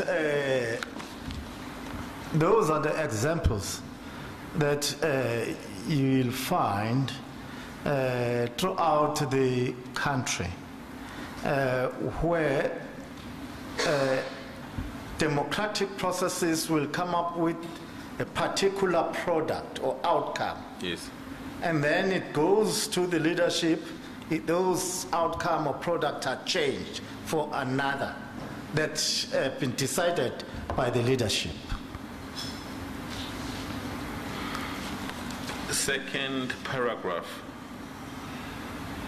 The second reason related to the above is the tender process in our municipalities and government departments. You have, as one of your recommendations, recommended the doing away with the tender system. As the South African Communist Party, which system do you propose should replace the tender system? We may not be exactly specific of what system need to be proposed. What we know is this one doesn't work. Okay, I think I understand you.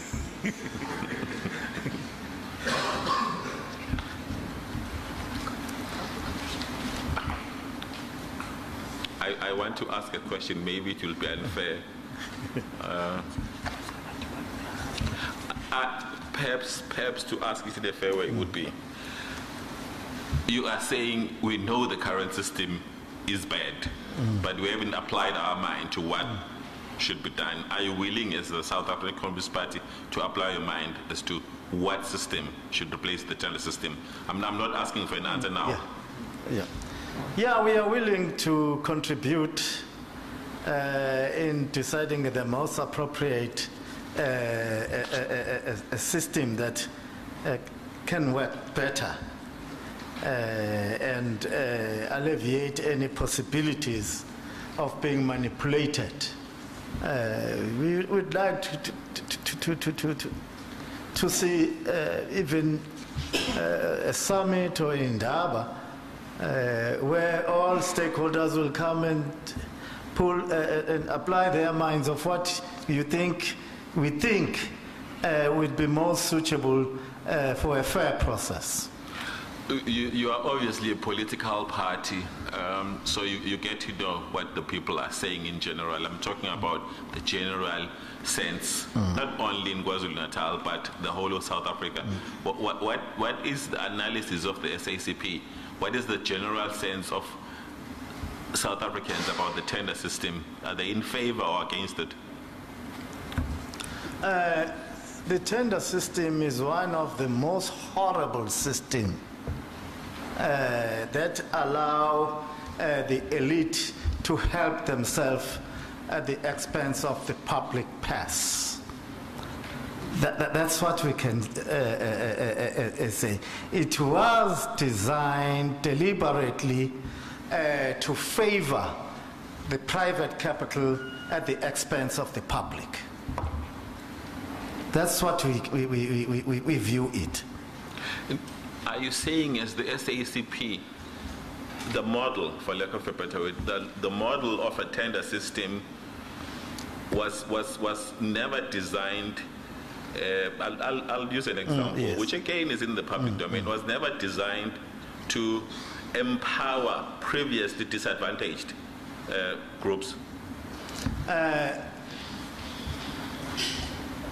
It was never designed to empower previous disadvantage. If you look at the model itself, it was designed to favor big capital, West monopoly capital, and to minimize the influence of state, or to let the monopoly capital or corporate world to run the government indirectly. Let me ask you this. I understand your stance. You're saying it's a bad system, must be scrapped. Let's be hypothetical. Maybe before I come to that, there's been evidence before this commission. You as the SACP are not the only ones who are not in favor of it. But you are the first ones who are saying it must be scrapped. Let's be hypothetical. Let's say corruption and manipulation and all bad elements are removed from the tender system. Yeah. Would you favor it? If corruption is removed from the tender system, I'm still not going to favor it, because the playing field is not level. It will bias to the powerful. I understand you. Let's move on. In fact, the tender system is a corruption itself. I hear you. Same page 6, third paragraph. Another cause that is also linked to political killings is the power contestation in the political organizations.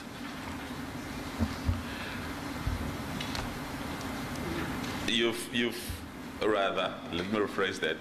Let me contextualize my question to the tender system, and perhaps a collective term would be economic enrichment.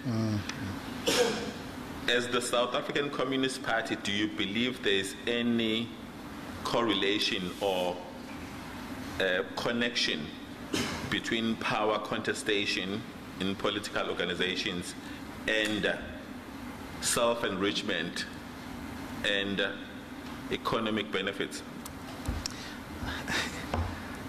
I think that we can understand this question better by trying to unpack a mystery that why all those people say who are in powerful position happen to be rich overnight.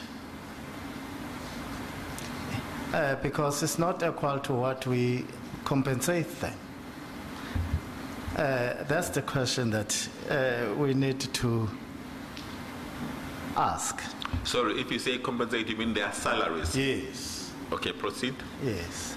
That's why you have, in a situation in Angola, one of the most rich person is the president and his family. The same thing you'll find in Mozambique. The same thing you'll find in Zimbabwe. You saw the son driving off with a Rolls Royce. We hope it's not going to be the same in South Africa. We hope. Yes. So I think it will be very important to put in place laws that will stop whether politicians or powers, leaders of the government to enrich themselves due to exposure on everything around economic and social development of the people. You see, I always think, I was speaking to Blade. I said, you know what, Blade? Sorry, who's Blade? Oh, sorry. He's the General Secretary of the South African Communist Party. His surname? Blade Nzimande. Thank you, proceed. Yes. I said to Comrade Blade Nzimande, I think there is a lot of insider trading that is currently happening, and we are doing absolutely nothing. Yet, insider trading is an offense. I think we are doing a lot of insider trading as the leaders of government and as politicians. And nothing is happening. I don't know why people of South Africa feel so helpless. Yet the laws are there for them to act. You see. So is your stance as the SACP, a short summary of your answer, there is a link between power contestation and economic benefits? There is a direct link, largely, between, and we said it here, that the interface between the political interest and the business interest usually produce corruption and killing as well. I understand. Second paragraph from the bottom, page 16. It's second sentence. It is a pity that the terms of reference of the Commission only cover from 2011 up to present. Can you confirm that when we consulted, you were informed that don't be constrained by the starting year, 2011, you can go back? Oh, yes. We posed that question to the Commission officials. They said, no, don't be constrained. In fact, you've done so in your yeah, presentation. And we have done so. So you are happy? I don't know whether we are happy. This time was too small. You see, if we can give you a detailed evidence, maybe you need to take about 6 months. Let's compensate this way, Mr. Mthembu. In the further documents you will submit, be at liberty to go as far back as you want. Yeah. Is that fair? That will be fair. Thank you. Let's move on. Same paragraph, you're mentioning 3 names: Sbusbiya, Pshibe, and John Mkhunu.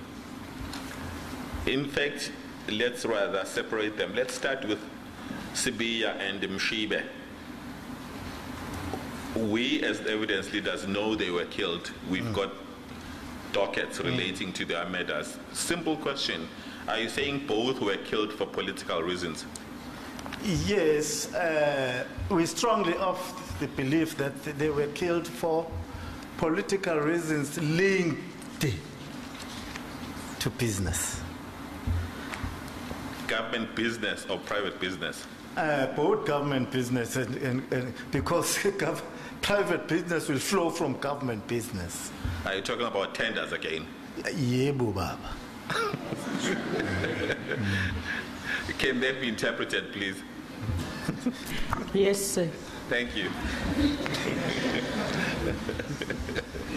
I think every South African knows what yebo means.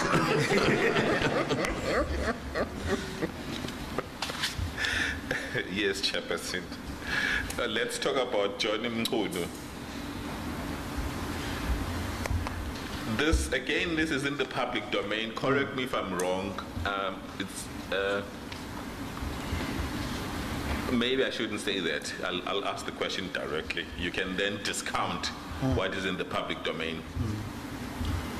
Was John Umzimkhulu, in your belief as the SACP, killed, or was it death by natural causes? Officially, it is said he died by natural causes. But within our ranks as the South African Communist Party, we are of the strong view that if autopsy was done to John, it would have been proved that he was poisoned. So you're saying it was, there's a legal term which is homicide, which means death by unnatural causes? Yes. Having made that assertion, Mr. Mthembu, does the SAC believe that his poisoning was politically motivated? Yes, with everything around the man, John, he could have only been killed for his political activism.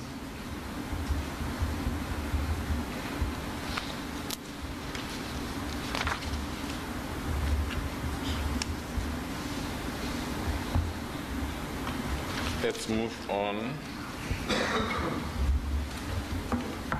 In fact, you've already covered what I wanted to ask about the last paragraph on page 6. Influenced by financial interest in national politics. That's covered. Let's page over page 7. Second paragraph from the bottom.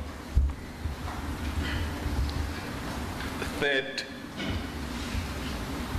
line of that paragraph. I'll read from the third line. Members of the community which were either ignored or not followed. You are talking about people who volunteered some information regarding the assassination of Comrade Panzi, ignored or not followed up by who? By the police. Why do you think was that? Why do you think that is the case? You see, if you can follow how the case that sent the two ex-councillors to jail, you know, then you start to know why. Many things happened there which were actually worked very successfully with the help, that's why we are said, with the help of the Department of Community of Safety and Community Liaison. There were many stumbling blocks in the police station. There were many stumbling blocks in the prosecuting offices that need to be dealt with first before those two can be successfully convicted. Let me ask this at this stage. It was going to come later. I'll ask it now, based on your response. A lot of places in your presentation, you are sort of hinting on this or implying it. Do you believe, as the SACP, that state institutions are being abused for political ends? Oh, yes. With a big yes. Explain. Yes, state security apparatus are largely used, starting right from the apartheid government to the present. There is a widely publicized evidence of state security apparatus being used for private reasons and for factional reasons, you see. That is what we can say as the... For example, we have, as the Communist Party, we have to approach the Inspector General to investigate that most of our leaders are being followed. And not that we have done crime, for political reasons. Inspector General of which department? Of intelligence. Oh. Yes. And we have had a meeting, some meetings with the intelligence itself that stop what you're doing. Because it's not in the interest of the state, it's in the interest of the faction. You see. We are saying, we are talking about something that we have taken action even to confront those structures. So that's why we are saying that we know. You see. This abuse, Mr. Mthembu, according to the SACP, is it ongoing or does it feature prominent? Again, I'm basing this on what is in the public domain. Whether it's correct or not, it doesn't matter for us as evidence leaders regarding emails about Deputy President Ramaphosa. Does this occur as an ongoing process? There's nothing new now. It dates back from the days of Mbeki. Is it ongoing in the sense that, yes, it's happening, or does it also feature prominently when there's going to be national elections, for instance? It's not that it does feature. This is what we are seeing happening. It features strongly when going towards Polokwane, and it is featuring strongly as we are going to the December conference. That's why we are saying that, you see, this abuse of state intelligence is one of the worst things that will collapse this country, this beautiful country that have developed against all odds, you see. For example, we were aware as the SACP that there have been even a project to do a surveillance on us, particularly as we are sitting here. Yourself and Mr. Ngumalo? Yes, we are aware of that. And that surveillance was only done to give advantage to a faction. You see, to give advantage into a faction. They will even feed some false information to the network of intelligence so that there is an approval of the budget to do this dirty work. That's the problem that we are facing here. They wanted also us, they wanted to be believed that we are the cause of violence in Inchanga. You see. That is what was being fed in the intelligence network structures, you see. There was also a time where they said we were planning, particularly myself, to render KZN ungovernable. So I must be a center of focus of the intelligence. Was that true? It was not true. How can I, what power do I have to render KZN ungovernable? You see, you need to be a very, you need a very big machinery. To the maybe I'm linked to Al-Qaeda or maybe, you see. And I said, this government is crazy. But it was done deliberately so that some money need to be released, you see, for covert operation so that we are traced, what are we doing, maybe assisting the other faction. Yes. Mr. Mthembu, you're a politician. I'll put you on the spot, but it is your call how to answer or not to answer if you want to.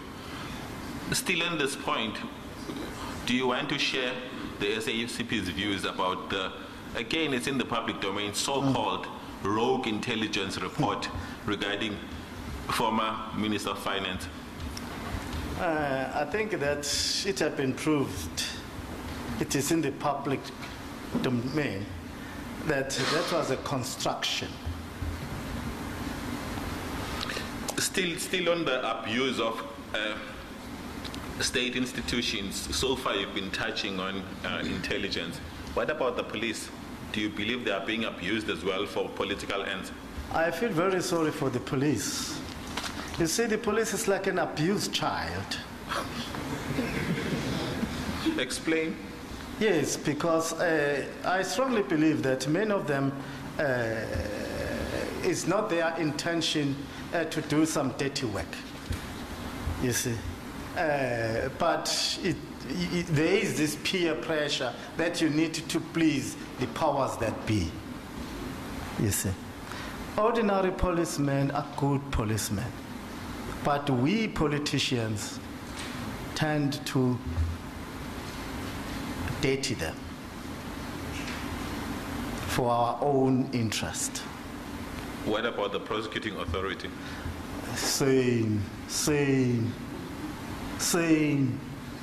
You see. We are sitting here with, I don't know how many dockets that are rotting in the prosecuting offices, you see. If there can be a commission of inquiry with a rider of amnesty, and then you ask all prosecutors to come and give evidence how they have been subjected to political pressure, you'll be surprised.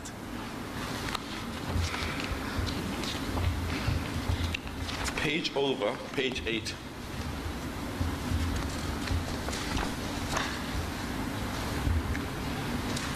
The first paragraph. This led to the arrest and conviction of the councillors Mduduzi Ngola and Veli Luchego. Councillors of which party, if any? They are the councillors of the ANC.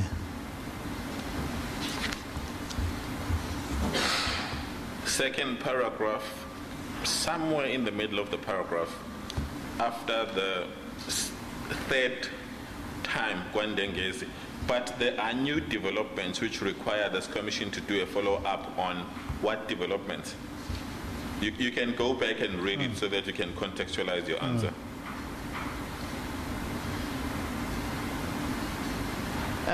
The new development? Yes.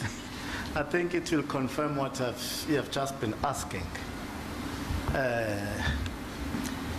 It is the policeman who went to the house of this key witness not long time ago. I think it's about a few weeks ago. Yes. It is a policeman in a van. Police van? Yes. He picked up this poor boy and then drove to Umzimkhulu. Then they arrive at Umzimkhulu. These boys strongly believe these are magistrate offices. He was told that this is a magistrate. He must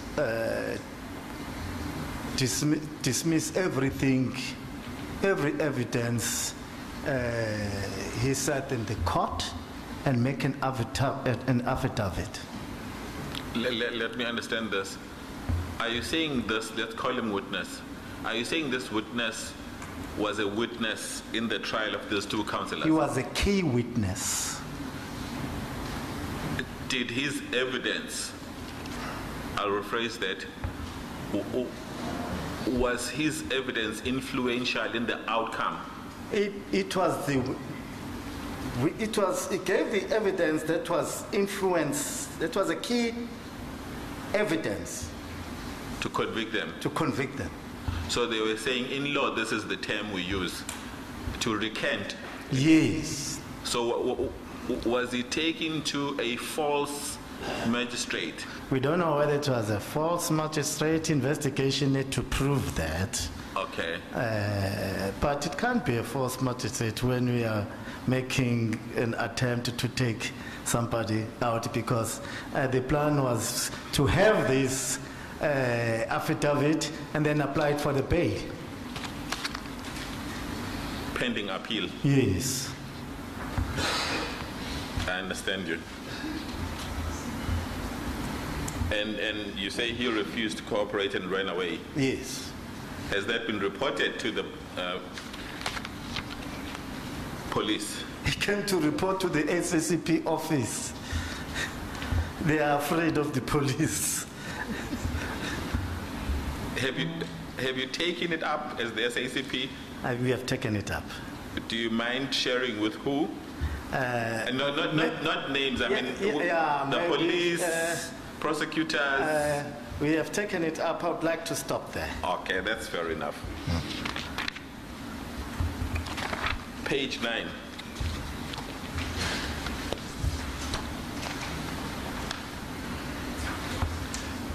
Second paragraph from the top. This second sentence of the paragraph. This killing followed a fierce altercation between the branch secretary of the ANC and Comrade Zwane, where Comrade Zwane was questioning the voters' roll that was to be used in the BGM on the 12th of October 2014. What does BGM stand for, Mr. Mtembu? It's a branch general meeting of the ANC. I'll tell you what former Premier, Mr. Umzimkhulu, testified yesterday. He testified at length about manipulation in different forms. This questioning, rather alleged questioning of the voters' roll by Zwane that was going to be used in the BGM, do you as the SACP believe the Zwane rather was questioning manipulation? Yes, Zwane was questioning the manipulation of the voters' roll of the branch. Yes. Why? This is now in general. I'm not being specific about that branch and Comrade Zwane. Why would the voters' roll of a branch general meeting be manipulated? Is it linked to factionalism? Is there a predetermined outcome? Yes, that's what we call gatekeeping. Please explain. Gatekeeping is manipulating the people who will be allowed to participate either in the ANC or in a meeting of the ANC. So that you are able to extract a particular outcome. Yes. And that is what, and usually what they would happen, because we know each other in a branch, I know that Advocate B. Manyat is not going to vote for me. So I'll make sure. Is that an example, Mr. Mtembu? Yeah, I said an example. Proceed. I'll make sure that you don't see your way into that meeting, either by not inviting you, or I don't give you membership, or I don't renew your membership, or when you happen to be inside, I won't point at you when you want to talk. What do you call the people who preside over those meetings? I'm not clued up with this terminology. Yeah, you could either be the chairperson or depends, but it depends. Okay. Perhaps let's talk about you've touched on forms of manipulation. Is there any other form of manipulation that you as the SACP would like to place before this commission? Mr. Umzimkhulu gave many different forms of manipulation. Any other forms that you'd like to talk about that are used to favor a particular faction to lead to a particular result? Okay. Let me explain this first, because if I can just explain it. Yes. Some in the ANC that look at this Temba. What right does he have to talk about the ANC? You see? But what this commission need to understand, how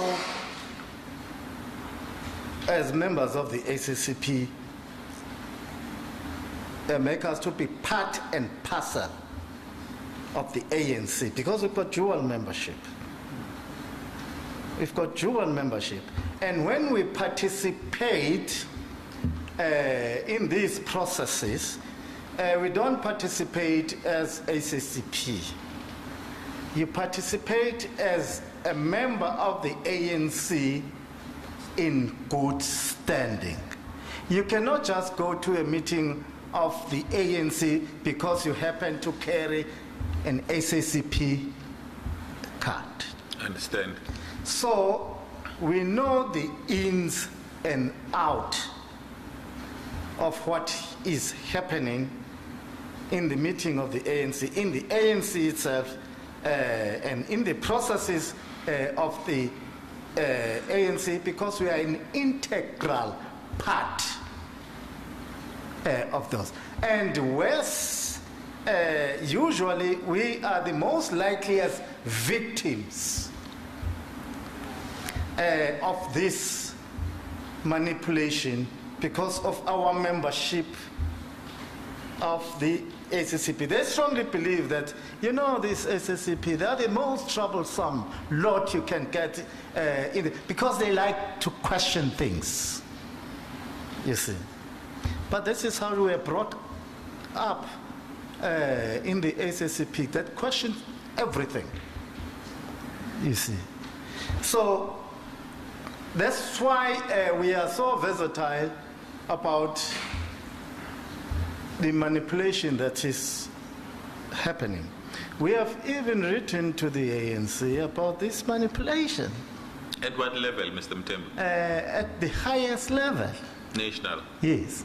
We have written about it, you see. Because we strongly believe that this manipulation is un-ANC, and it will kill the ANC. And the killing of the ANC, I can tell you now, will kill this government. You see, all hopes of the people, of the majority of the people of South Africa, are pinning their hopes on the ANC government. That it is the one that is going to bring meaningful changing, meaningful transformation to better the people's lives. Now, when you see this thing collapsing, decaying, you know that your life is collapsing. So that's why we've got an interest on seeing a healthy ANC in this country. That's why we'll always shout at the top of our voice if we see any manipulation that will change the character of the ANC that we know. Based on what you said, that SACP members who are also within the ANC in terms of dual membership are seen as questioning everything. You've also alluded to a couple of aspects. Are you saying as SACP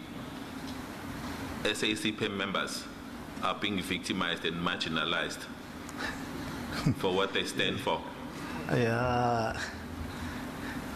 I think now it's not a matter of whether we are being victimized, it's how much are we being victimized. Yes.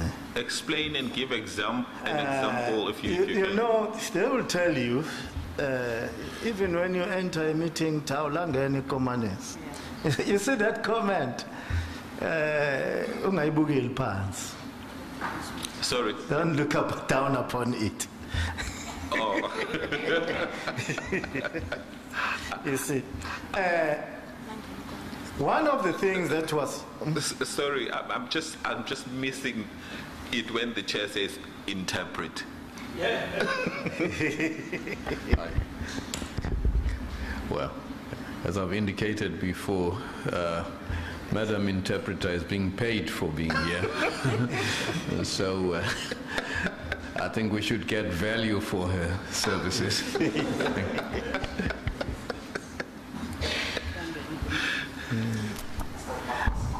The witness said a phrase, "Awulangeni communist," which can be interpreted as "there comes a communist."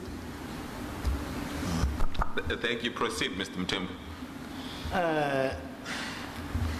Yes, talking about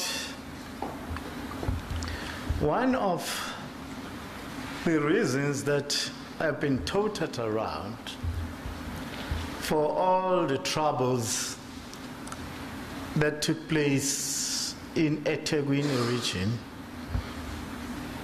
was that some people cannot afford to have a communist leading the region and eThekwini Metro.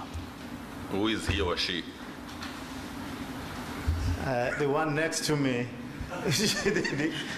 the former mayor of James Ngumal. Unfortunately, his deputy is a communist as well. You see, so it makes other people very much uncomfortable. Identify him or her as well. It is one comrade Nomvuzo Shabalala. She is also sitting next to me. Maybe that's why they say I'm powerful. Maybe.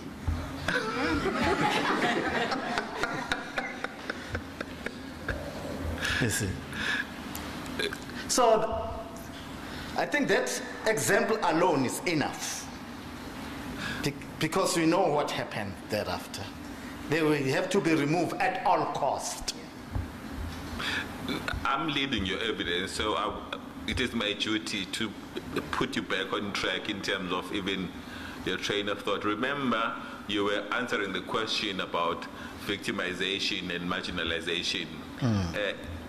This victimization and marginalization, is it happening at all? Is it happening at all levels? We cannot say it is happening at all levels. It depends on a particular individual with a particular position.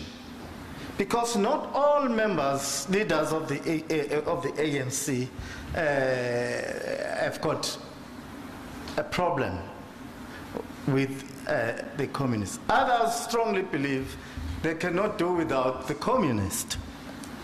You see, there's a strong belief of that, and many of that, and most of the people who knows the African National Congress, who is coming very far with the African National Congress, they'll know how useful it is to have this alliance that we have in South Africa, and they will be very jealous in defending this alliance. But we now in a different environment where we are not together for a struggle for the liberation. Now the struggle took another turn where it is a struggle for the stomach. That's now you get these tendencies emerging. Mr. Mtembu, there is a general view, again this is in the public domain. In fact, one of the witnesses who testified before this commission, he's a political analyst, said the alliance is now ceremonial. In other words, it's just existing in name, it's obsolete. What is your view on that? I wouldn't agree completely with that view, but I would agree when they say there are efforts to render the alliance ceremonial. There are efforts to render the alliance ceremonial. That's why also you'll find tensions within the alliance. It's exactly for that. Let's proceed. Page 10.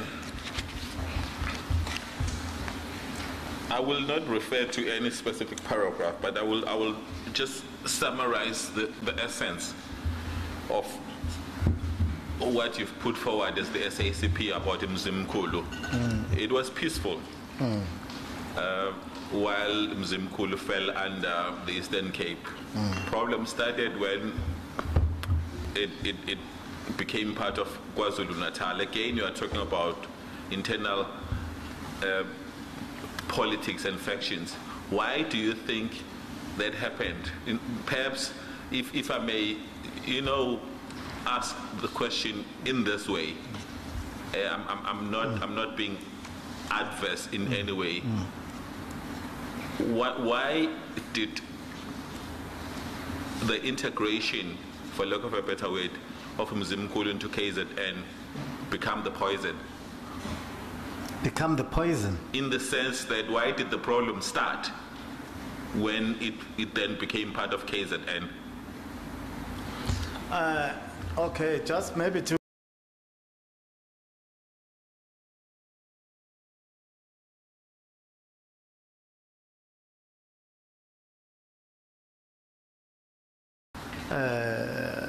you can find the trouble started when they were incorporated into our structures in KwaZulu-Natal. And there's something we mentioned there. We said the way the structures of the ANC, including the structures of the party, are so united, it has become an envy of any aspirant leader to get the support of Umzimkhulu in going in whatever conference. Now, the trouble started when there is a contestation for the support of this united bloc. Yes. Of Umzimkhulu. I'll make an example that if it is Comrade Numalo and myself contesting a position, definitely both of us would like to have the support of Umzimkhulu. And therefore we will then develop an interest whenever of leadership in Umzimkhulu. I would like a person who will deliver support for me, yes, in Umzimkhulu to emerge as the leader of Umzimkhulu. Same thing will apply with Comrade Numalo, who will also prefer a person who will deliver that Umzimkhulu constituency to him against me to emerge. That's where the trouble started. That's where the tension started at Umzimkhulu. I'll summarize what you're saying. Please confirm or say, no, Manyat, you got it wrong. Are you saying contestation for power factionalized Umzimkhulu? Yes.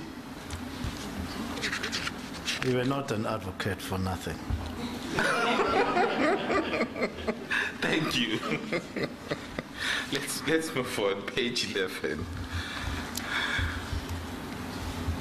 Second paragraph. Some days later, the same slate again was tampered with the dog now replaced by a candle. Comrade Kaya Tobela was then assassinated later after his picture was changed for a dog and then for a candle. As an African, what did that tell you? If someone's picture is replaced by a dog and then a candle? As an African, for example, when you wake up in the morning and see there are some candles, red, green, and black, you get worried. You'll go to a sangoma. You'll go to a sangoma because that's not a very good sign.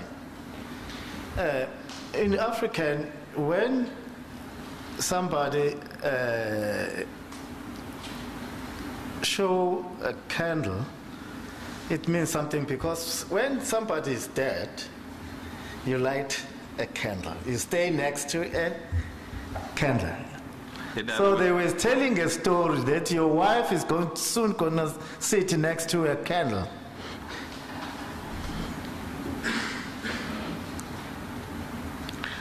Something that was said by Mr. Umzimkhulu yesterday, I would like to hear your views on that.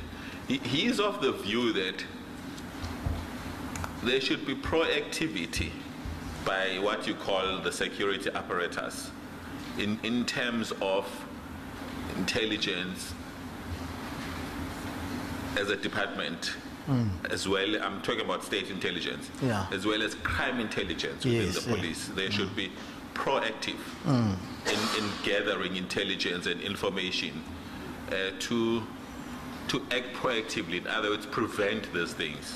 But then it goes on to say, you can't really be hard in the sense that you expect them to prevent everything. But he says after the first murder, one would then have expected the security apparatus to gather intelligence to prevent subsequent murders. What are your thoughts on that? In the light of what happened before Kaya Thobela was killed? Yeah, I think if the intelligence apparatus or structures were proactive, they would have followed this thing when it happened. There's nothing so easy to trace like what you do in a computer. You know, and they will know exactly who did that. You see, who manipulated that picture, which computer did it at what date, they would have known. So if it was not done, it means there was no willingness to do it, or there is a weakness. I'm asking in relation to, because in a presentation you say subsequent to Kaya Thobela's murder, you're now talking about Magaqa, Mzizi, and Mafu. Could their death have been prevented, perhaps? I'm sure if they start to be proactive and act decisively when Thobela was killed, you would have prevented the subsequent killings. Let's leave it at that. Page 12.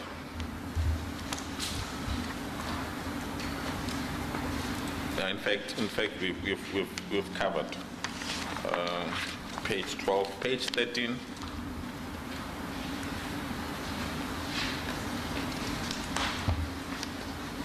Okay, page 13, first paragraph. I just ask you to confirm you've already rectified this previously. Local government elections of August 2016, not 2015. Yeah, 2016. Will then accordingly amend your presentation.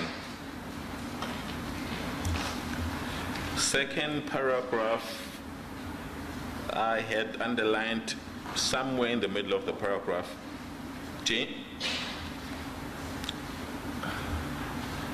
Attention therefore developed when most members who were seen to be supporting the then mayor, Comrade James Nxumalo, were denied their rights to renew their ANC membership. This was seen as a deliberate act to deny Comrade James Nxumalo's ascendancy to chairmanship of the region. You've in many ways answered this, because my question there would have related to manipulation. So can we move on? Yeah, we can move on.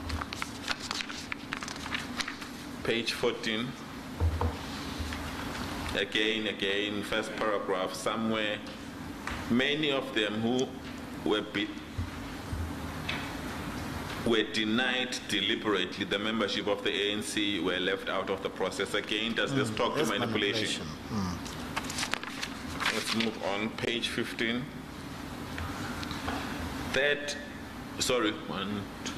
Fourth paragraph from the top. Lastly, Comrade Zamo Bengu was also shot at on the 13th of December 2016 while he was on his way to a taxi rank, and no arrests have been made on his case. Did he survive? Yeah, he survived.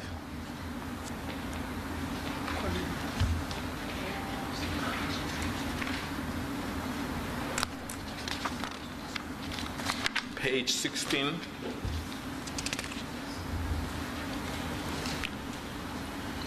First paragraph. Clashes between the ANC and the SACP, if that is resolved, they would turn out to be killings attributed to a scramble for rooms or beds, right up to even taxis and tuck shops.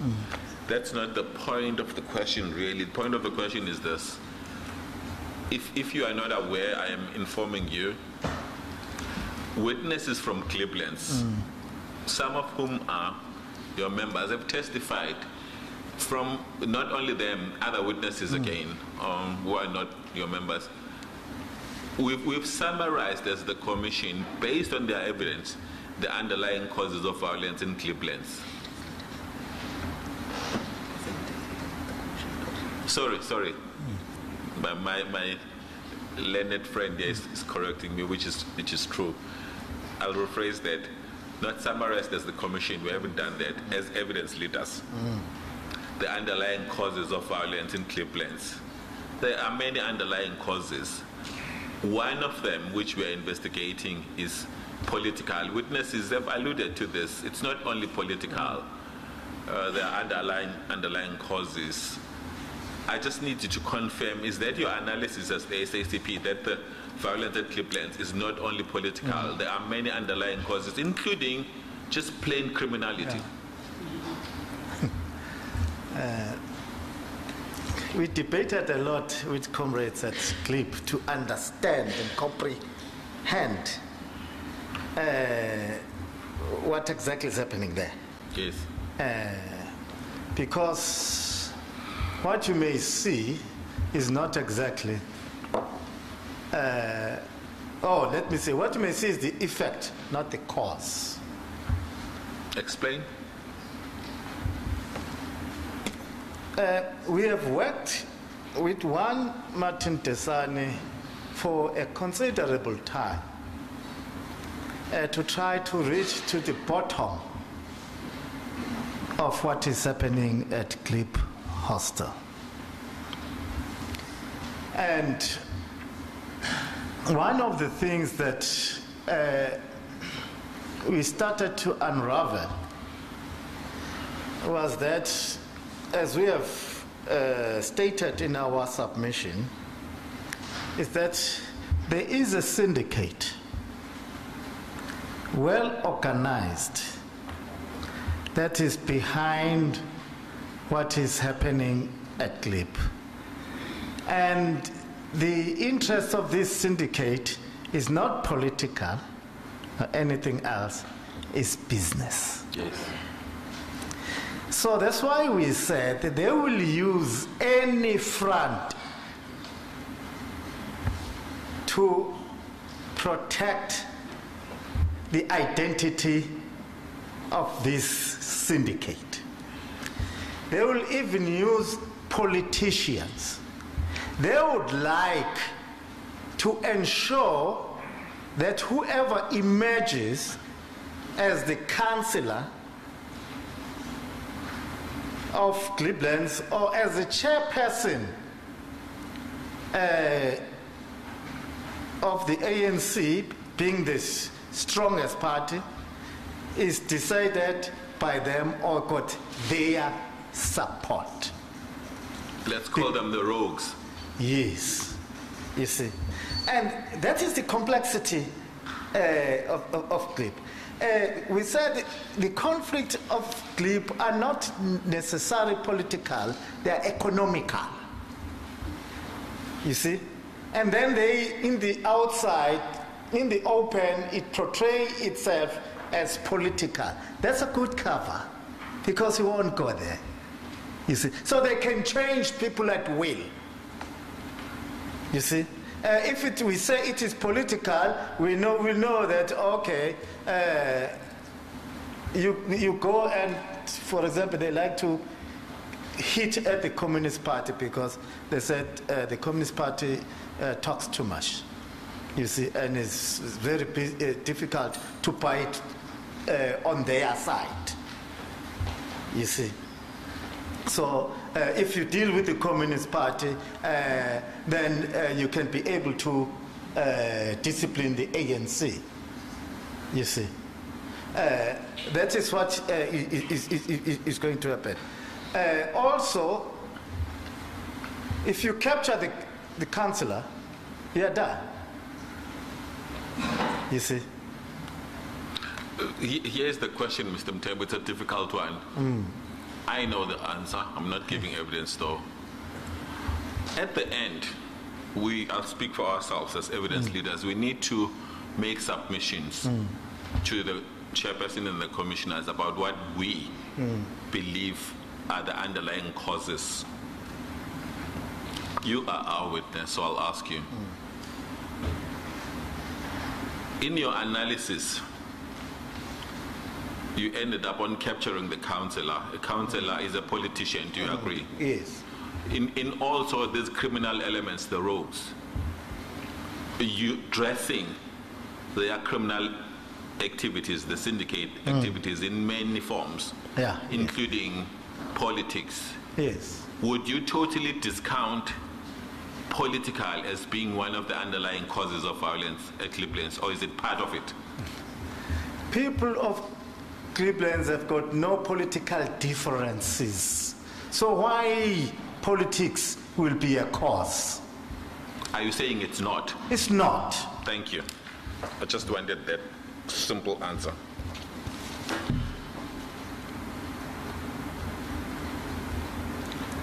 The third paragraph, I'm putting you in the spot now because I can. Mr. James Nxumalo was the mayor. What did he do? Or I'll rephrase that. What did eThekwini municipality do under his leadership to address these problems at Glebelands? There's a lot it did. There's a lot it did. They started a project to fence the hostel. What was the new blocks that are built as part of an intervention was also to fence each block so that we know who is coming in, you see. That had been done. Unfortunately, they couldn't allow him to finish all what he intended to do there, you see. But they were in the process. They also motivated to put more police into Glebe hostel. They were going to put surveillance cameras inside the hostel. So the mayor had already started to do something, but politics is politics. You have to be removed, and everything stopped. Is your short answer that Mr. Nxumalo started the process, however, in the time that he was mayor, it was not sufficient to address all the problems? I would strongly believe it was not sufficient. We can say openly that he didn't do enough within his powers to ensure that there is adequate security at that hostel.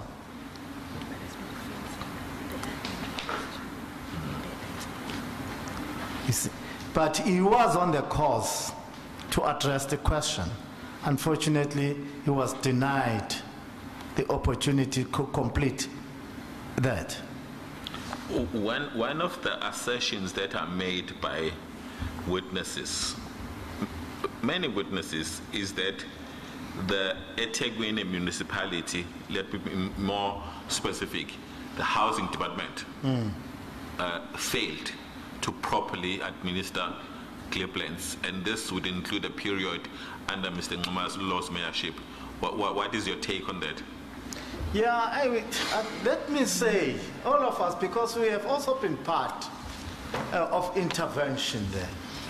There are many mistakes we made there. Let's admit. Many mistakes we made there. If you look at other hostels, but anyway, I always say that, hey, we talk more about Glebelands, but more killings are in the KwaZulu hostel. And why that? More killings are in KwaZulu hostel rather than Glebe hostel. For example, the model that we use to do administration at Glebe may have been the cause of the situation that we are finding ourselves in at Glebe Hostel. We said that they have to be, what they call this thing, block chairman. Yes. Yes. You see, once you make me a block chairman and you leave me like that, I'll develop ideas. You see, I develop ideas. So those block chairmen did develop ideas. And also, there was no proper supervision of these structures. No proper supervision, no proper training. You see, we thought that they will do this thing on their own. And it failed. It failed. We usually hear that, no, you see, the problem of Glebe is the selling of beds. Maybe. But in most cases, maybe not. You see. Maybe not. You see. You have this big community put in one, like a concentration camp. You see. So they tend to constitute a big market. So if I can monopolize tuck shops there, you know that I'm going to live a good life. And I wouldn't like competition. I wouldn't like competition. And most people who like to come and stay at Glebelands hostel, most of them are people who are active workers. Because who every morning will go to work and come back. Okay. So if I can own taxis there, you see, then I'm going to be I'll be having a very profitable. So it's many things. It's many things. I understand. All I'll say is I appreciate your honesty about the shortcomings. Yes. On the part of the municipality. Let's move on. 17. And us as politicians. Yes. No, certainly, I mean, that can be said at all levels. At all levels. There's just too much to do. Problems can't be addressed overnight. A typical one is the issue of housing. Yeah. Let's move on.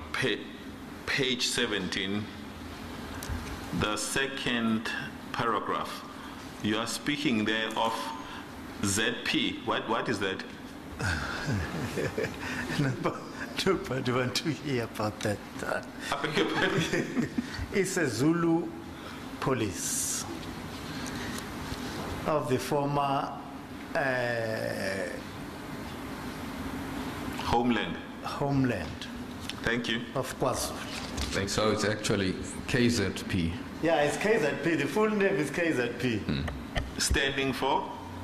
KwaZulu Police. Thank you. I clarified because it may be ambiguous. It sounds like only Zulus were were members of those police officers. But again, having said that, I am with you. They were generally called ZPs. Yeah. Last paragraph on page 17. No, in fact, you've touched on this. I was going to talk about abuse of state institutions. Let's talk about it. Conclusion. You've answered number 2, which I said we'll deal with it prematurely. We did.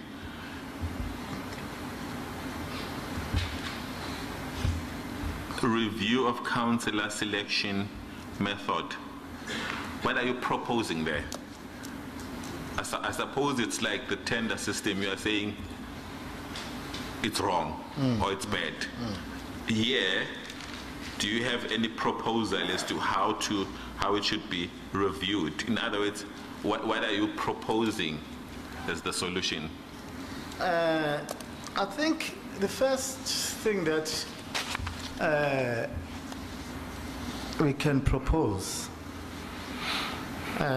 that's why one may say that when we say selection method is a procedure that needs to be reviewed.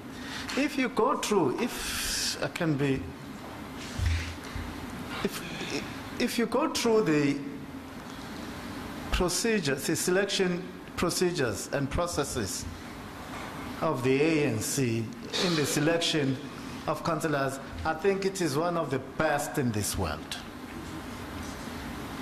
It is one of the best in this world. The only thing that is lacking, that need to be attended to, is the mechanism to prevent the manipulation of the system. I understand you. Yes. I understand you. So you are not saying it should be scrapped, but do it with principle and fairness. Fairness. Thank you. Number 5, introduce a special unit in the police force to deal with the politically motivated killings. Can you give us the thoughts of the South African Communist Party regarding that recommendation? I'll make an example.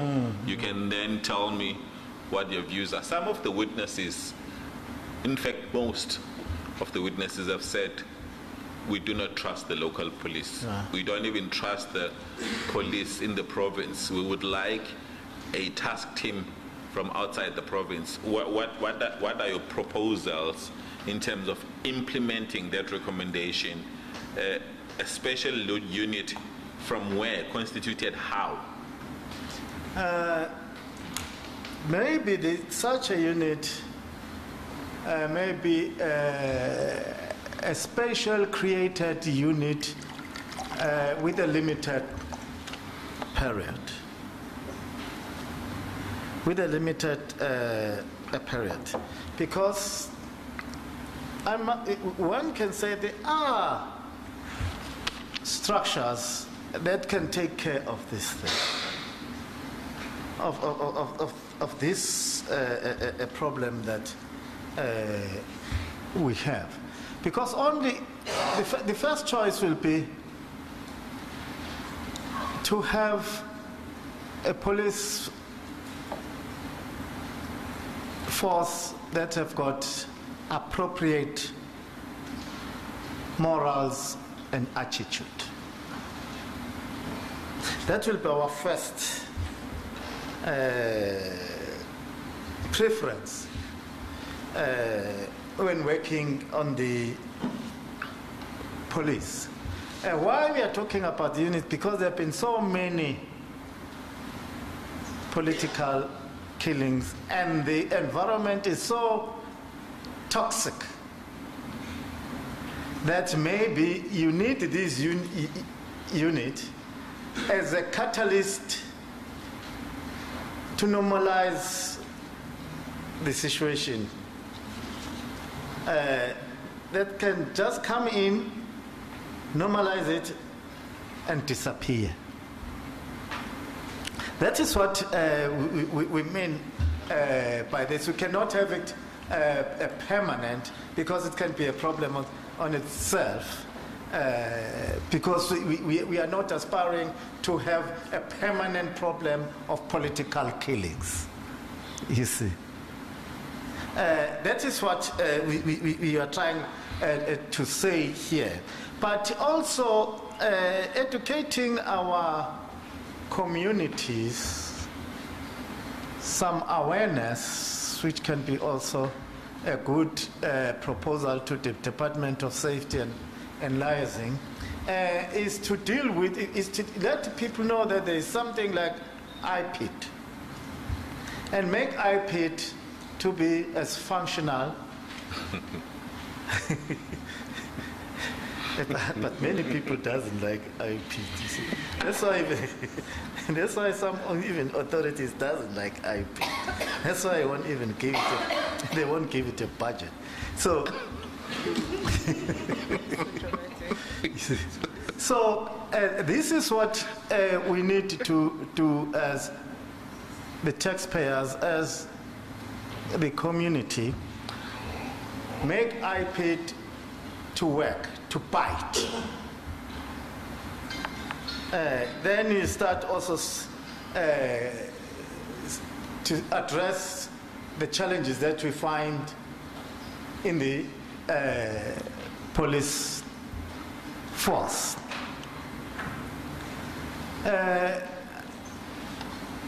Also, to make the national prosecuting to be as apolitical as possible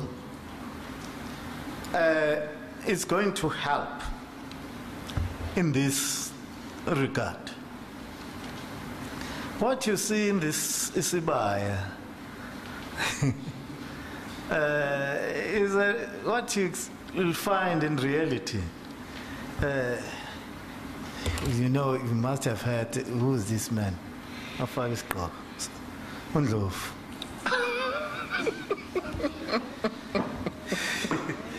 No, don't worry, I'm going to see the prosecutor.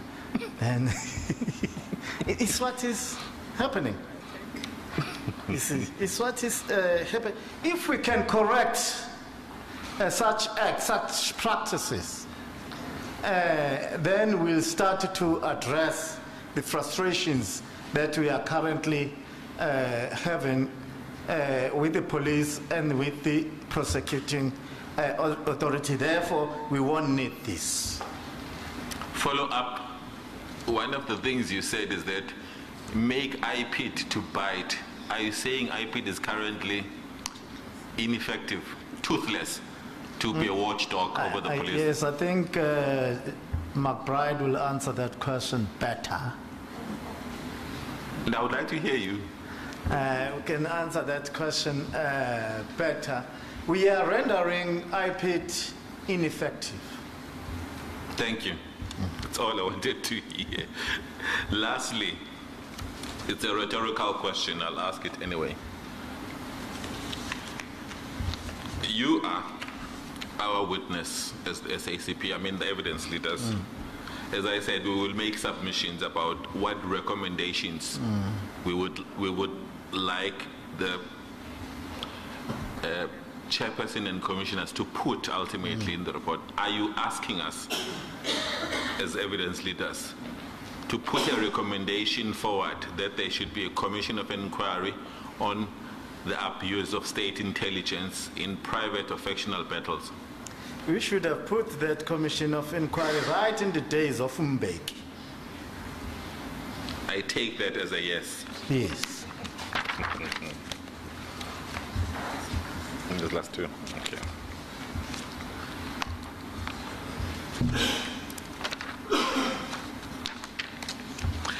Mr. Umzimkhulu proposed that the province should have a peace building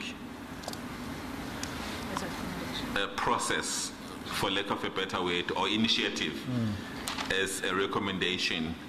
What is your take on that? I wouldn't have a problem to have, but how many peace building processes have we had in the KZN? Many. Did they fail?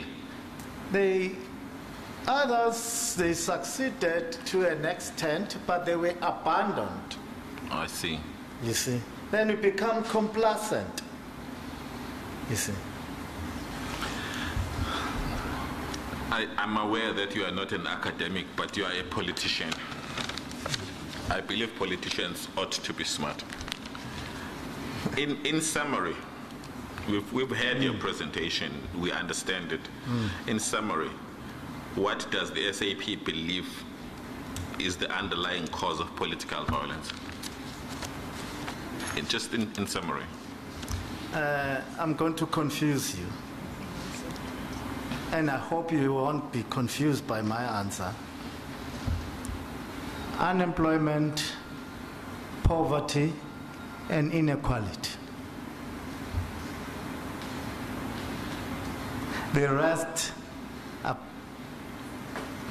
comes from this. Unemployment, poverty, inequality. Yes. Let's talk about unemployment and poverty. Let's analyze them together. What you see, particularly scramble to be councillors, is because of unemployment. If many people were employed, there wouldn't have been a scramble. It's a very easy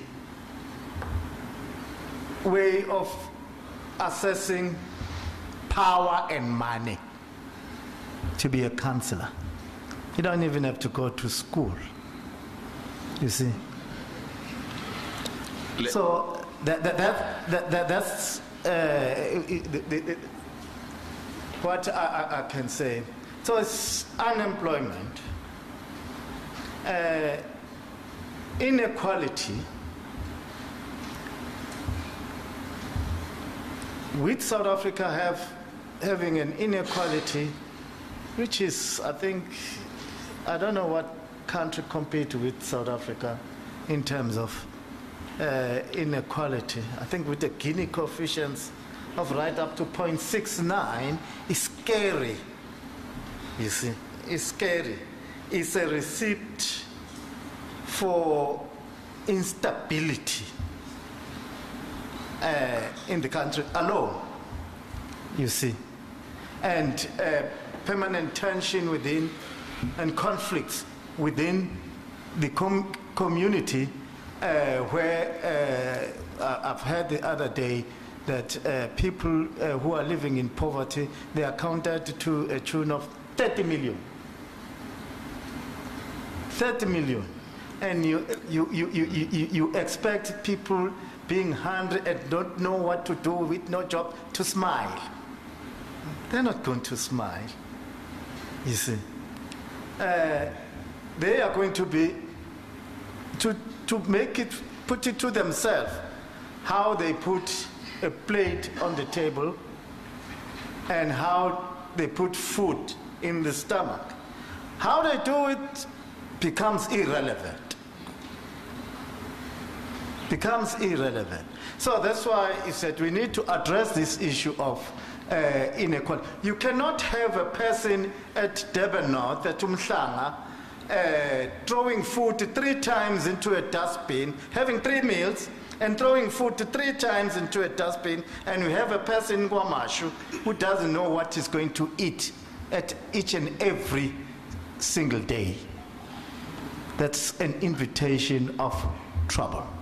Then I'll go there and look for food. You see? So that's the problem. People are doing this thing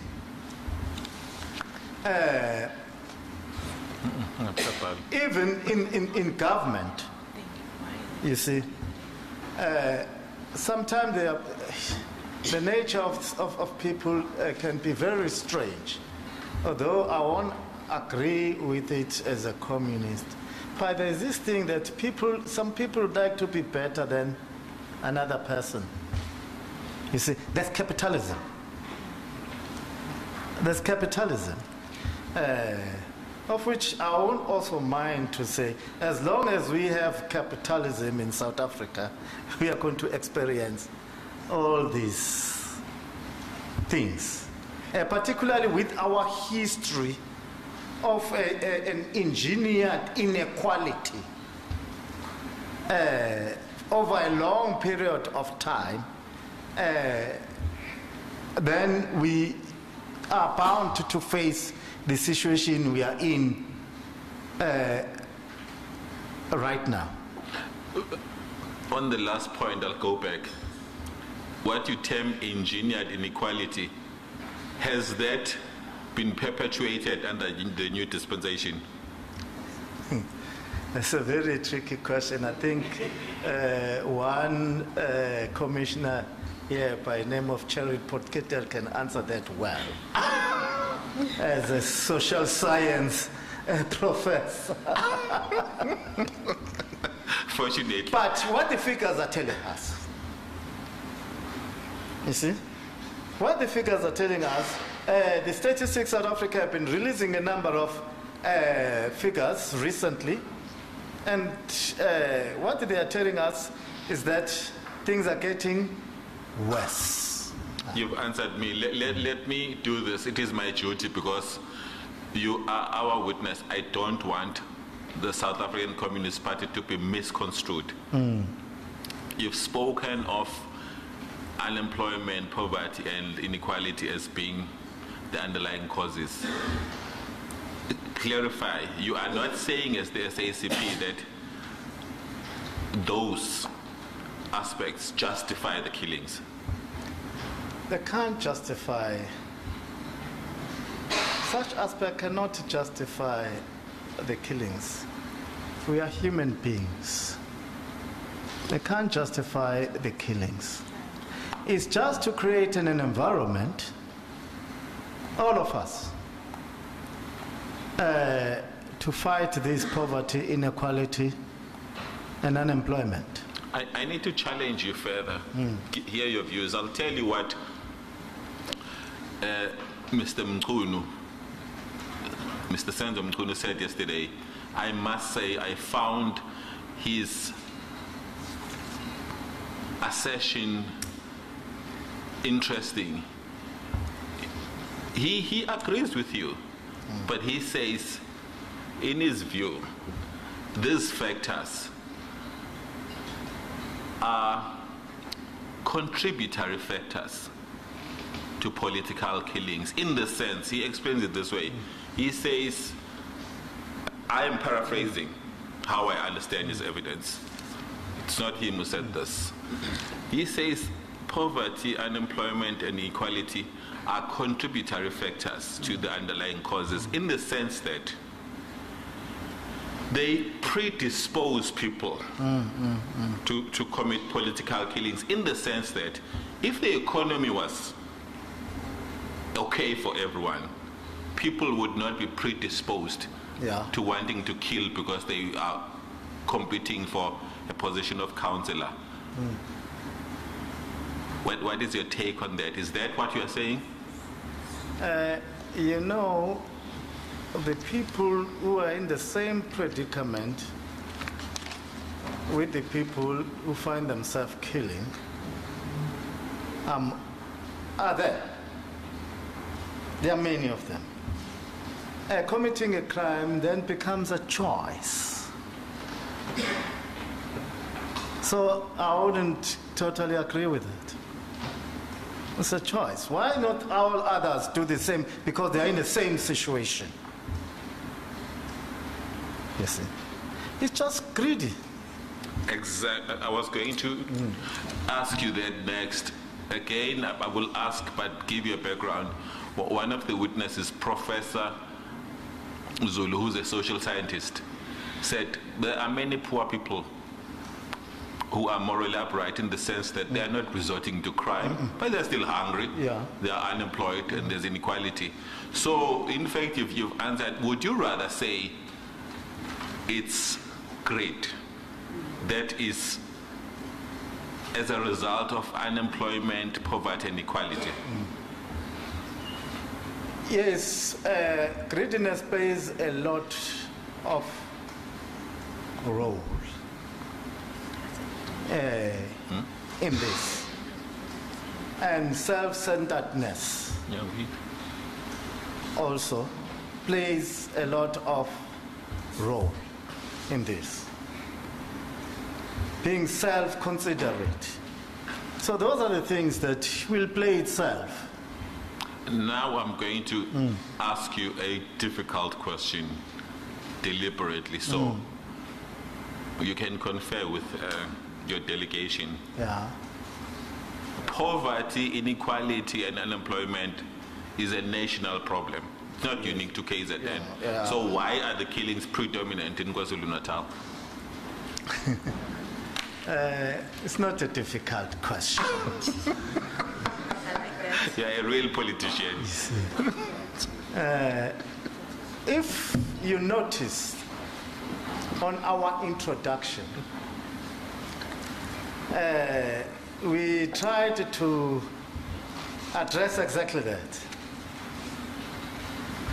What culture have been inculcated in KwaZulu-Natal, historical.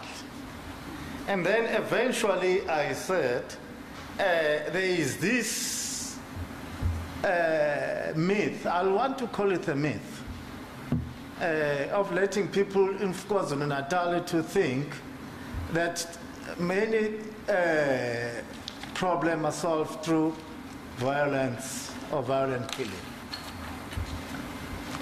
That's what I said. That's why also it is said